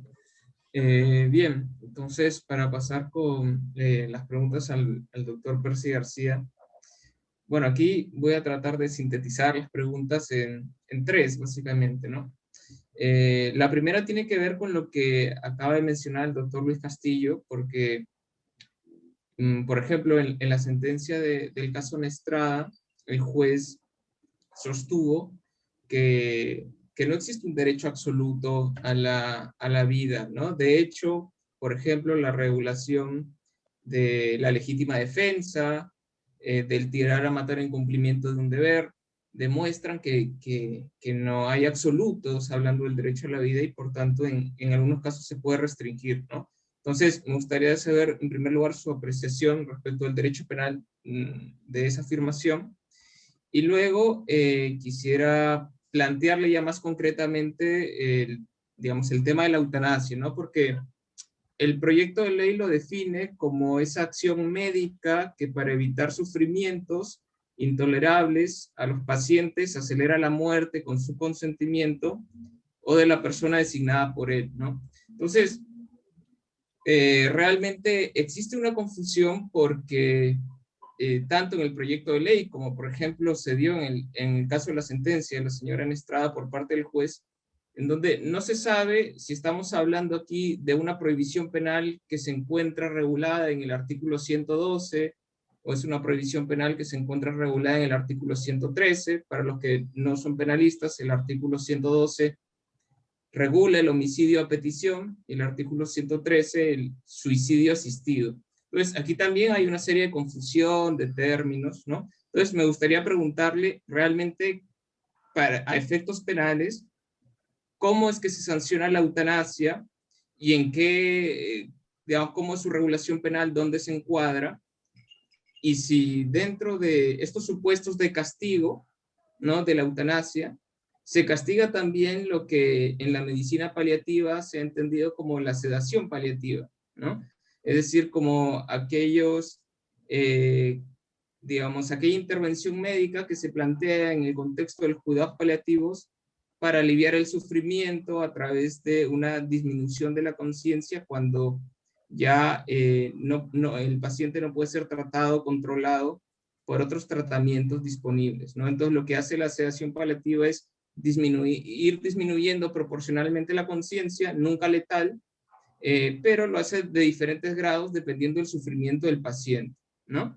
Entonces, esta situación está prohibida, no está prohibida, porque finalmente muchas de las personas que están a favor de la eutanasia realmente están porque no quieren que la persona sufra en sus últimos momentos de vida, ¿no? Entonces la pregunta es, digamos, esto que debía ser un derecho, ¿no? Como los cuidados paliativos, ¿es una situación que está prohibida en nuestro ordenamiento, en nuestra regulación penal?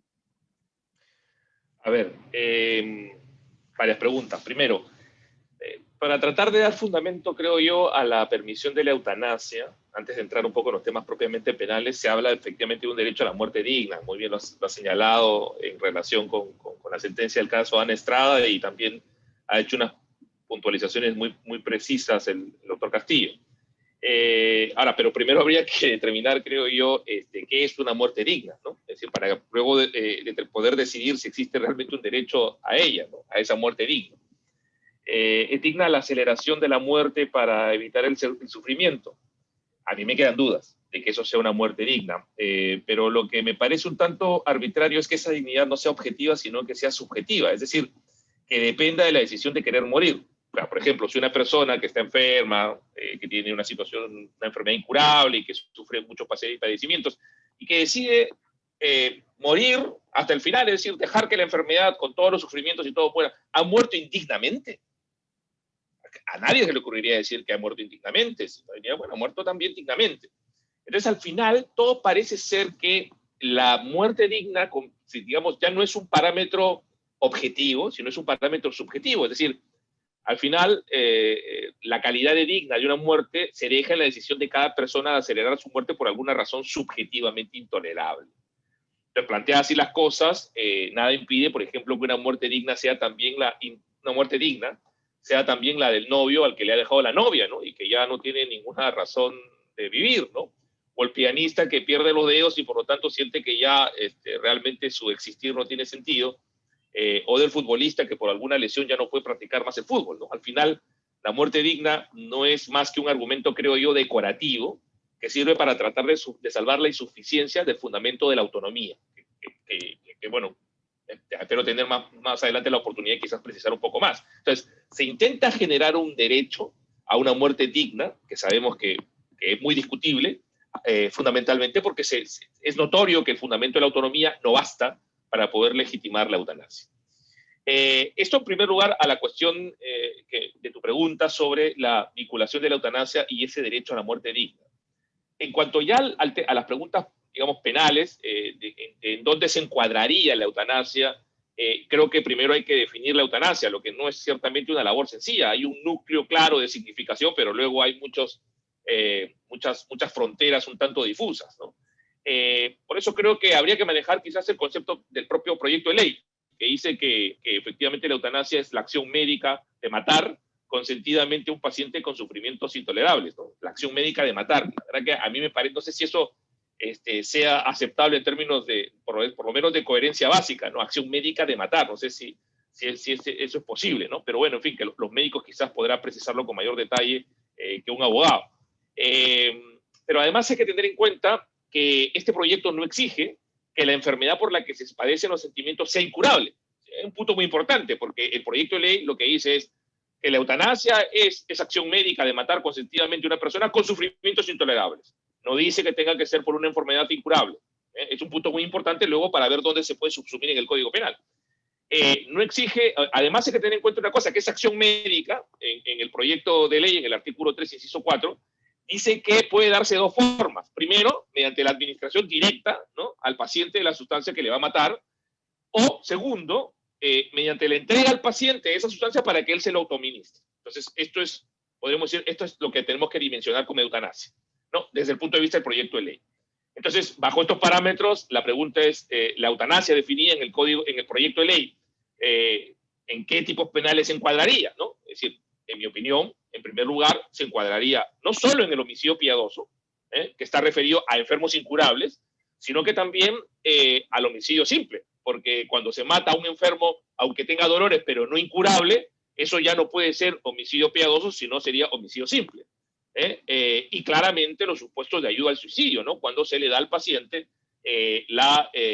digamos, sustancia o medicina, o en todo caso el medio, ¿no?, para poder privarse de su libertad, de su propia vida. Entonces, la eutanasia termina finalmente, o sea, una ley que permite la eutanasia terminaría descriminalizando comportamientos que se pueden subsumir no solo en el homicidio piadoso, que es matar por piedad a una persona, pero que tiene una enfermedad incurable, una persona que sufre pero una enfermedad incurable, sino que también supuestos que hoy calificarían como homicidio simple.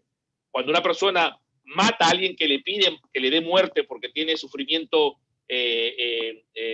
intolerable, pero por una enfermedad que no es incurable, no será homicidio piadoso, será homicidio simple. Por lo tanto, se produce también una descriminalización de esos supuestos. Se produciría una descriminalización de esos supuestos. Y claro, sin duda también todos los supuestos de ayuda, referidos claramente a la ayuda que da el médico al paciente para que éste por sí mismo se autoadministre la sustancia o el mecanismo que finalmente le quita la vida. Entonces, eso es donde creo que se podría encuadrar y qué consecuencias tendría, evidentemente, el proyecto de ley de ser aprobado en términos de descriminalización, ¿no? Por lo menos supuestos que calzarían dentro de estos tipos penales, por lo menos, ¿no?, en un primer análisis. En cuanto a lo que tú mencionas, efectivamente, como sedación paliativa, es claramente lo que se debe proponer como parte de la actividad médica para enfermos incurables o terminales con dolores intensos. Esa es la respuesta. Eso es lo que hay que potenciar. Eso es precisamente en lo que tendríamos que trabajar frente al serio problema de personas que sufren enfermedades incurables que les aquejan de dolores realmente intolerables. La medicina paliativa, muy bien lo dices, consiste efectivamente en una atención integral, ¿no?, al paciente que tiene ese sufrimiento intenso, esta enfermedad grave, y que abarca muchos aspectos, ¿no? Abarca aspectos físicos, psicológicos, sociales, incluso espirituales, que ayudan a la persona a llevar mucho mejor la situación de enfermedad y evidentemente sufrimientos, ¿no? Es decir, creo que lo más coherente con nuestra tradición cristiana, no es la eliminación de la persona para que no sufra, sino el acompañamiento, ¿no? Y por lo tanto, eso es lo que tendríamos que trabajar. Es decir, nuestra tradición cristiana es una tradición del acompañamiento que cada vez la estamos dejando de lado, ¿no? Porque dejamos que los abuelos se vayan a morir asilos, y tratamos evidentemente de un poco de desligarnos de la responsabilidad de tener que ayudar a las personas de nuestro entorno que sufren alguna enfermedad y que evidentemente necesitan de alguien que los acompañe, ¿no? Por eso creo que parte del tratamiento que ante esa situación tendría que darse son pues estos cuidados paliativos, esta sedación que permita sobrellevar los últimos momentos de la vida, incluso aunque eso pueda significar, el no emprendimiento de acciones dirigidas a prolongar innecesariamente la vida. Claro, alguien podría, en un exceso de dogmática, decir, pero eso sería un homicidio en el caso del médico, porque sería una comisión por omisión, porque el médico, teniendo el deber de preservar la vida, no realiza actos dirigidos a prolongar la vida de una persona en esa situación de sedación paliativa. Incluso digamos, en función de la potencia del paliativo, esto puede incluso tener también un efecto indirecto de acortamiento de la vida. Entonces la pregunta es, ¿eso se subsume en el tipo penal de homicidio o de homicidio piadoso, dependiendo de las particularidades del caso? En mi respuesta, no. La respuesta que yo daría es que no. Eso está dentro de lo que se conoce como riesgo permitido, dentro de la lex artis medica, o sea, dentro de la propia definición del riesgo permitido, que sirve para poder establecer cuándo una conducta es típica, está la lex artis medica. Y la lex artis medica no es matar, ¿eh? La acción médica no es matar, la acción médica es sobrellevar la situación, ¿no? Favorecer el acompañamiento. Y un comportamiento de esas características, evidentemente, bajo ningún criterio de interpretación, puede ser subsumido en un tipo penal de homicidio, en un tipo penal de homicidio piadoso, etcétera, etcétera, etcétera. Eso es lo que pienso al respecto. Muy bien, muchas gracias. Bueno, unas últimas dos preguntas ya para ir finalizando. Para el doctor Luis Castillo, básicamente una pregunta que tiene que ver con uno de los argumentos que siempre se plantea en este caso, y es respecto a la autonomía relacionado con la discriminación, ¿no? Porque se menciona que, sobre todo de quienes defienden la eutanasia, que es discriminatorio que una persona con discapacidad física no pueda acceder a este derecho, que es quitarse la vida por sí mismo, o a decidir cuándo y cómo morir, a diferencia de una persona que no tiene esa discapacidad y que sí puede decidir cómo y cuándo morir, ¿no? Entonces, ¿qué opinión le merece este argumento? Y si entiende usted que una forma de no discriminar, entonces sería otorgarles a estas personas los medios para quitarse la vida, ¿no? Sí, la cuestión me parece que no está aquí concernida el derecho a la igualdad. Pienso que en todo caso serán, pues, no solamente esos supuestos de incapacidad física para poder uno mismo, quien haya decidido matarse, quitarse la vida, ¿no?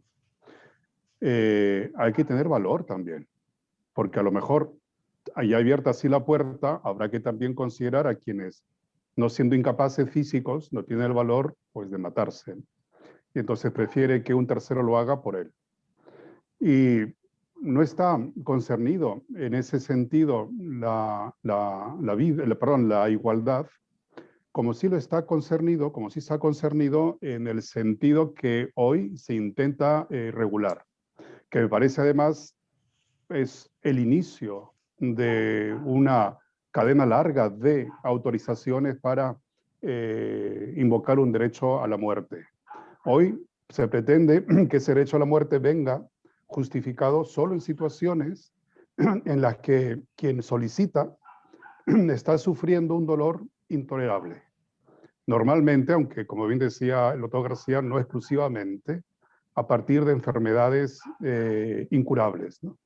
Pero el elemento dolor insoportable, ¿no?, causado por una enfermedad incurable, parece sí ser discriminatorio. Porque la enfermedad incurable no es la única fuente de dolores intolerables. Y además, la indignidad de la vida, si acaso se acepta que existe, como decía hace un rato, el término dignidad, ¿no? El predicado de la vida no está destinado a discriminar situaciones vivibles y no vivibles, sino a reforzar la idea de que es un bien predicado de aquello que tiene calidad de fin supremo. En este contexto de discriminar vida que sí es posible o sí es digna de ser vivida y vida que no, ¿por qué circunscribirlo a los dolores intolerables y más aún generados por una enfermedad incurable? Cuando pueden existir no solamente otros tipos de dolores insoportables, no generados por enfermedad incurable, o incluso sin ser insoportable el dolor físico o moral, haber perdido por cualquier razón sentido a la vida, ¿no? Alguien que se considera pues extremadamente inútil o extremadamente malo, ¿no? O extremadamente, no sé, pues deficiente en algo, sin serlo necesariamente, estaría también autorizado si es que pretendemos igualdad de trato. Y es que en el fondo, pienso que empezar por donde se empieza vulnera el derecho a la igualdad. Pero ocurre que en el fondo no se quiere solo llegar hasta donde se llega en este primer punto de partida. En el fondo está la idea y la pretensión de llegar en algún momento a reconocer como derecho a morir a cualquiera que libremente decida que objetiva o subjetivamente su vida no tiene sentido. E incluso me atrevería a pensar que ya abierta la puerta también cabría, ¿no?, aquellas situaciones en las que un tercero, una junta de notables o una junta médica, decide objetivamente, ¿no?, que la vida que vive un tercero no es una vida digna y que él no está en condiciones de reconocer, de darse cuenta que su vida se ha convertido en indigna y consecuentemente esa vida tiene que ser terminada, ¿no? Igual que ocurrió con el aborto, posiblemente empezó con un supuesto muy concreto y muy tasado, y luego han ido aumentando causales. Lo mismo aquí. Se empieza con un supuesto muy tasado, pero no se va a quedar ahí el asunto. Abierta la puerta va a entrar con el tiempo, incluso estas situaciones, ¿no?, de que pues terceros terminen decidiendo que una vida determinada no es digna de seguir siendo vivida, ¿no? Y consecuentemente pues aplicar actos médicos para terminar matándola. Entonces, hay vulneración del derecho a la igualdad en este inicio. Hay vulneración del derecho a la vida si se piensa el asunto con perspectiva de mediano o largo plazo, ¿no?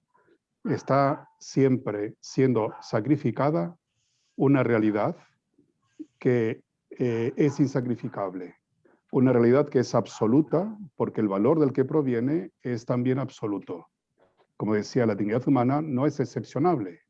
La vida humana, como requisito de existencia de aquello que tiene condición de fin supremo, tampoco, consecuentemente, de un punto de vista incluso lógico, sería excepcionable. Respondería de esa manera, Alejandro, a lo que me preguntabas. Bien, doctor. Y bueno, una última pregunta ya para finalizar con nuestro conversatorio, que sería para el doctor Percy García. Y es respecto también a la autonomía, ¿no? Porque con la autonomía se sostienen dos cuestiones respecto del artículo 112, por ejemplo, que es el homicidio a petición, ¿no? Y aquí la pregunta es si este ejercicio de autonomía, que es cuando una persona consiente que otra la mate, es justificado que se criminalice por el derecho penal, ¿no? Más aún cuando, lo vuelvo a repetir, es un acto de consentimiento, entre comillas, libre de una persona para que la maten. Esa sería una primera pregunta. Y la segunda, que tiene que guardar relación con esta, es que de qué autonomía estamos verdaderamente hablando, ¿no? Porque muchas veces las cuestiones o las personas que piden morir a veces no necesariamente lo desean, ¿no? Son personas que están en situaciones de soledad, en situaciones de dolores intolerables, de sufrimiento existencial. Entonces, la pregunta es, ¿realmente estamos hablando del paradigma de un sujeto autónomo racional para tomar decisiones? porque en muchos otros ámbitos del derecho, incluso el derecho penal, estas personas serían sujetos especialmente protegidos, ¿no? Que no podrían consentir una relación sexual, por ejemplo, o, por ejemplo, en el caso de una estafa, serían sujetos especialmente protegidos como víctimas estructuralmente débiles, ¿no? Entonces, ¿qué puede, por favor, decirnos sobre estas cuestiones de la autonomía? Yo sí creo que, para empezar, el homicidio piadoso tiene una justificación en cuanto presenta una particularidad que amerita una disminución de la pena. Pese a que el artículo 112 del Código Penal contiene como elemento típico la solicitud expresa y consciente del enfermo de que se le dé muerte, la razón de la atenuación de la pena no está en la mayor o menor disponibilidad de la vida, sino en una circunstancia subjetiva especial que reduce el reproche de culpabilidad sobre el autor. Se trata concretamente de haber actuado por piedad, esto es, por una especie de identificación, ¿no?, con el sufrimiento de un enfermo que le pide acabar con sus dolores intolerables dándole la muerte.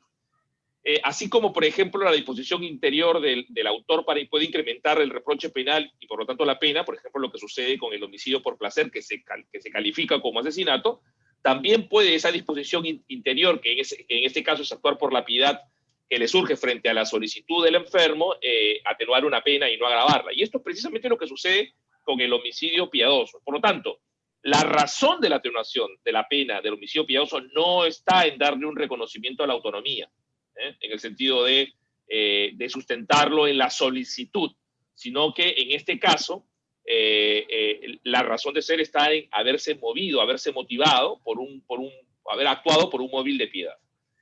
Claro, alguien podría decir, bueno, si esto es así, entonces ¿por qué está el requisito en el tipo penal? O sea, se habla de una solicitud consciente y expresa. Claro, yo diría que está en el Código Penal porque el legislador entiende que la actuación por piedad requiere la solicitud de quien está sufriendo para precisamente motivar la piedad y de esa perspectiva generar esa circunstancia especial subjetiva con el cual hacer un reproche de culpabilidad menor y por lo tanto reducir la pena, ¿no? Es evidente que no es lo mismo matar a una persona que te pide por los dolores que le dé muerte que matar a un enemigo, ¿no? Y eso justifica, por lo tanto, la disminución de la pena. Pero reitero, no es el tema de un reconocimiento a un mayor o menor grado de la autonomía. Pasar el homicidio piadoso o la permisión de la eutanasia en la autonomía, ¿no?, que creo que es el punto, como lo hace el proyecto de ley, lleva, en mi opinión, a consecuencias absurdas. El proyecto de ley señala como uno de los principios de la permisión de la eutanasia precisamente la autonomía de la persona. Y permíteme, porque acá tengo la definición, porque creo que no quiero fallar en la indicación, dice que la autonomía de la persona consiste en el respeto y reconocimiento de su derecho a decidir libre, informada y conscientemente sobre su vida y el momento de su muerte, con garantía de salubridad y con el menor dolor, con el menor daño o dolor posible, sin interferencia, presión o manipulación alguna. Entonces la pregunta es, ¿tiene ese concepto de autonomía reconocida expresamente y definida en el proyecto de ley el alcance que realmente dice tener? A ver, y quizás para hacer pruebas ácidas con otros casos, si una persona puede disponer de la vida como lo establece el proyecto de ley, por ejemplo, puede disponer de su libertad con un contrato de esclavitud, es decir, una persona puede autónomamente firmar un contrato por el cual se hace esclavo de otra persona, ¿no?, por alguna razón, porque le paga algo, porque, no sé, está plenamente tan enamorado que decide ser esclavo de esa otra persona, ¿no? ¿Por qué no se puede vender una persona órganos, sus propios órganos, ¿no?, con la finalidad de salir de una situación de grave crisis económica? ¿Por qué no puede una mujer de manera autónoma decidir que el marido la golpee cada vez que se emborrache? Entonces, la autonomía claramente no es un principio absoluto, sino que se encuentra limitado en el caso de bienes jurídicos indisponibles. Por eso la autonomía no funciona en los ejemplos que les he mencionado. Asumir la permisión de la eutanasia bajo la lógica de la autonomía, como lo hace el proyecto de ley, implicaría tener que legitimar también estos supuestos que claramente nadie estaría dispuesto a aceptar. Eso, por supuesto, la autonomía no puede de ninguna manera implicar la capacidad de poder disponer de bienes jurídicos indisponibles. Y ya creo que de alguna forma el doctor Castillo ha hecho mención a los fundamentos constitucionales y filosóficos al respecto, en los que yo no voy a redundar. Y además, ya para dar un argumento de carácter penal, el propio Código Penal, al excluir, o sea, el propio Código Penal establece esta consideración o reconoce esta consideración cuando al regular el consentimiento como un supuesto de exclusión de la responsabilidad, expresamente excluye el supuesto de bienes jurídicos indisponibles. Es decir, que uno puede consentir y ese consentimiento generará exoneración de responsabilidad, pero no puede consentir cuando se trata de bienes jurídicos indisponibles. Entonces, si la libertad o la integridad física es indisponible, como los he mencionado en los ejemplos anteriores, como lo evidencian los ejemplos que he utilizado, ¿por qué en el caso de la vida sí puede ser disponible? Yo personalmente no encuentro ninguna lógica en eso. Claro, alguien me podría decir que mis ejemplos tienen trampa, ¿no? ¿Por qué? Bueno, porque menciono casos en los que la persona no decide libremente, sino que está enajenada, sometida, presionada, ¿no? Porque está, no sé, sometido al tirano doméstico, porque tiene situaciones de crisis, situaciones económicas. Entonces, claro, en estas circunstancias, evidentemente, no puede expresar libertad libremente, no puede expresar su autonomía, no puede desarrollar su autonomía de manera plena, ¿no? Y la pregunta es, ¿acaso el padecimiento de dolores intolerables y que no van a acabar porque es una enfermedad incurable, es una situación ideal para tomar una decisión libre de presiones? Me atrevería incluso a decir que nunca un enfermo en esas circunstancias esté en capacidad de decir libremente. Es decir, creo yo, como de alguna forma la pregunta de Alejandro lo ha explicitado, definitivamente una persona que está con una enfermedad incurable, sometido a dolores insoportables, no está en la situación ideal para poder tomar una decisión. Al final, todo el discurso de la eutanasia, en mi opinión, termina siendo bastante arbitrario, porque reconoce la autonomía en la vida y la niega en otros bienes jurídicos menos importantes, porque es el mismo discurso de un determinado sector político. No le da, o sea, digamos, condiciones de presión son las que en principio justificarían no aceptar la autonomía en ciertos casos, pero se obvia claramente la condición de alta presión que significa el estar sometido a una enfermedad que te hace sufrir tremendamente, ¿no? Entonces creo yo que claramente sustentar este proyecto de ley en el principio de autonomía no resiste el menor análisis. Muy bien, muchas gracias. Ya para finalizar, simplemente les pido a los ponentes si quieren hacer una reflexión corta al final para despedirnos y bueno, ya dar por finalizado el conversatorio. Sí, si me permites, muchas gracias, Alejandro. Yo terminaría con esta idea. No instrumentalicemos el derecho para justificar pretensiones que suponen el ingreso de no solo la muerte objetivamente a través del aborto o de la eutanasia, sino que suponen la introducción en nuestra convivencia humana de espacios de permisión que nos deshumanizan. El derecho está al servicio de la persona para promover su realización máxima en la mayor medida de lo posible en unas circunstancias concretas. En ningún caso el derecho ha de servir para nadie, para ninguna ideología, ha de servir para deshumanizar a la propia humanidad. Yo cerraría con esto. Bueno, si me permiten, yo quisiera cerrar con dos frases, una sobre el aborto y otra sobre la eutanasia, que creo que nos van a permitir un poco reflexionar al respecto.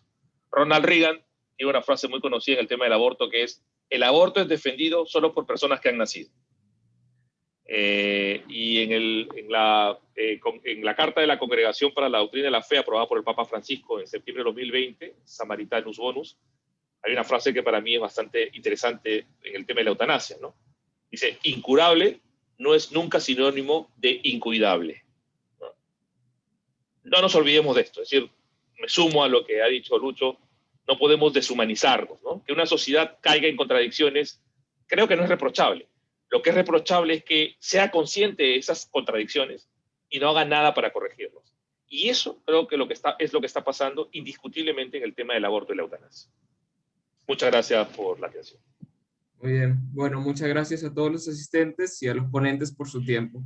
Nos despedimos ahora. Hasta luego. Muchas gracias. Muchas gracias, Alejandro. Muchas gracias, Percy. Que estén muy bien. Hasta luego. Gracias, Lucho. Saludos Mucha salud por casa. Igualmente. Gracias. Hasta luego. Alejandro, cuídense.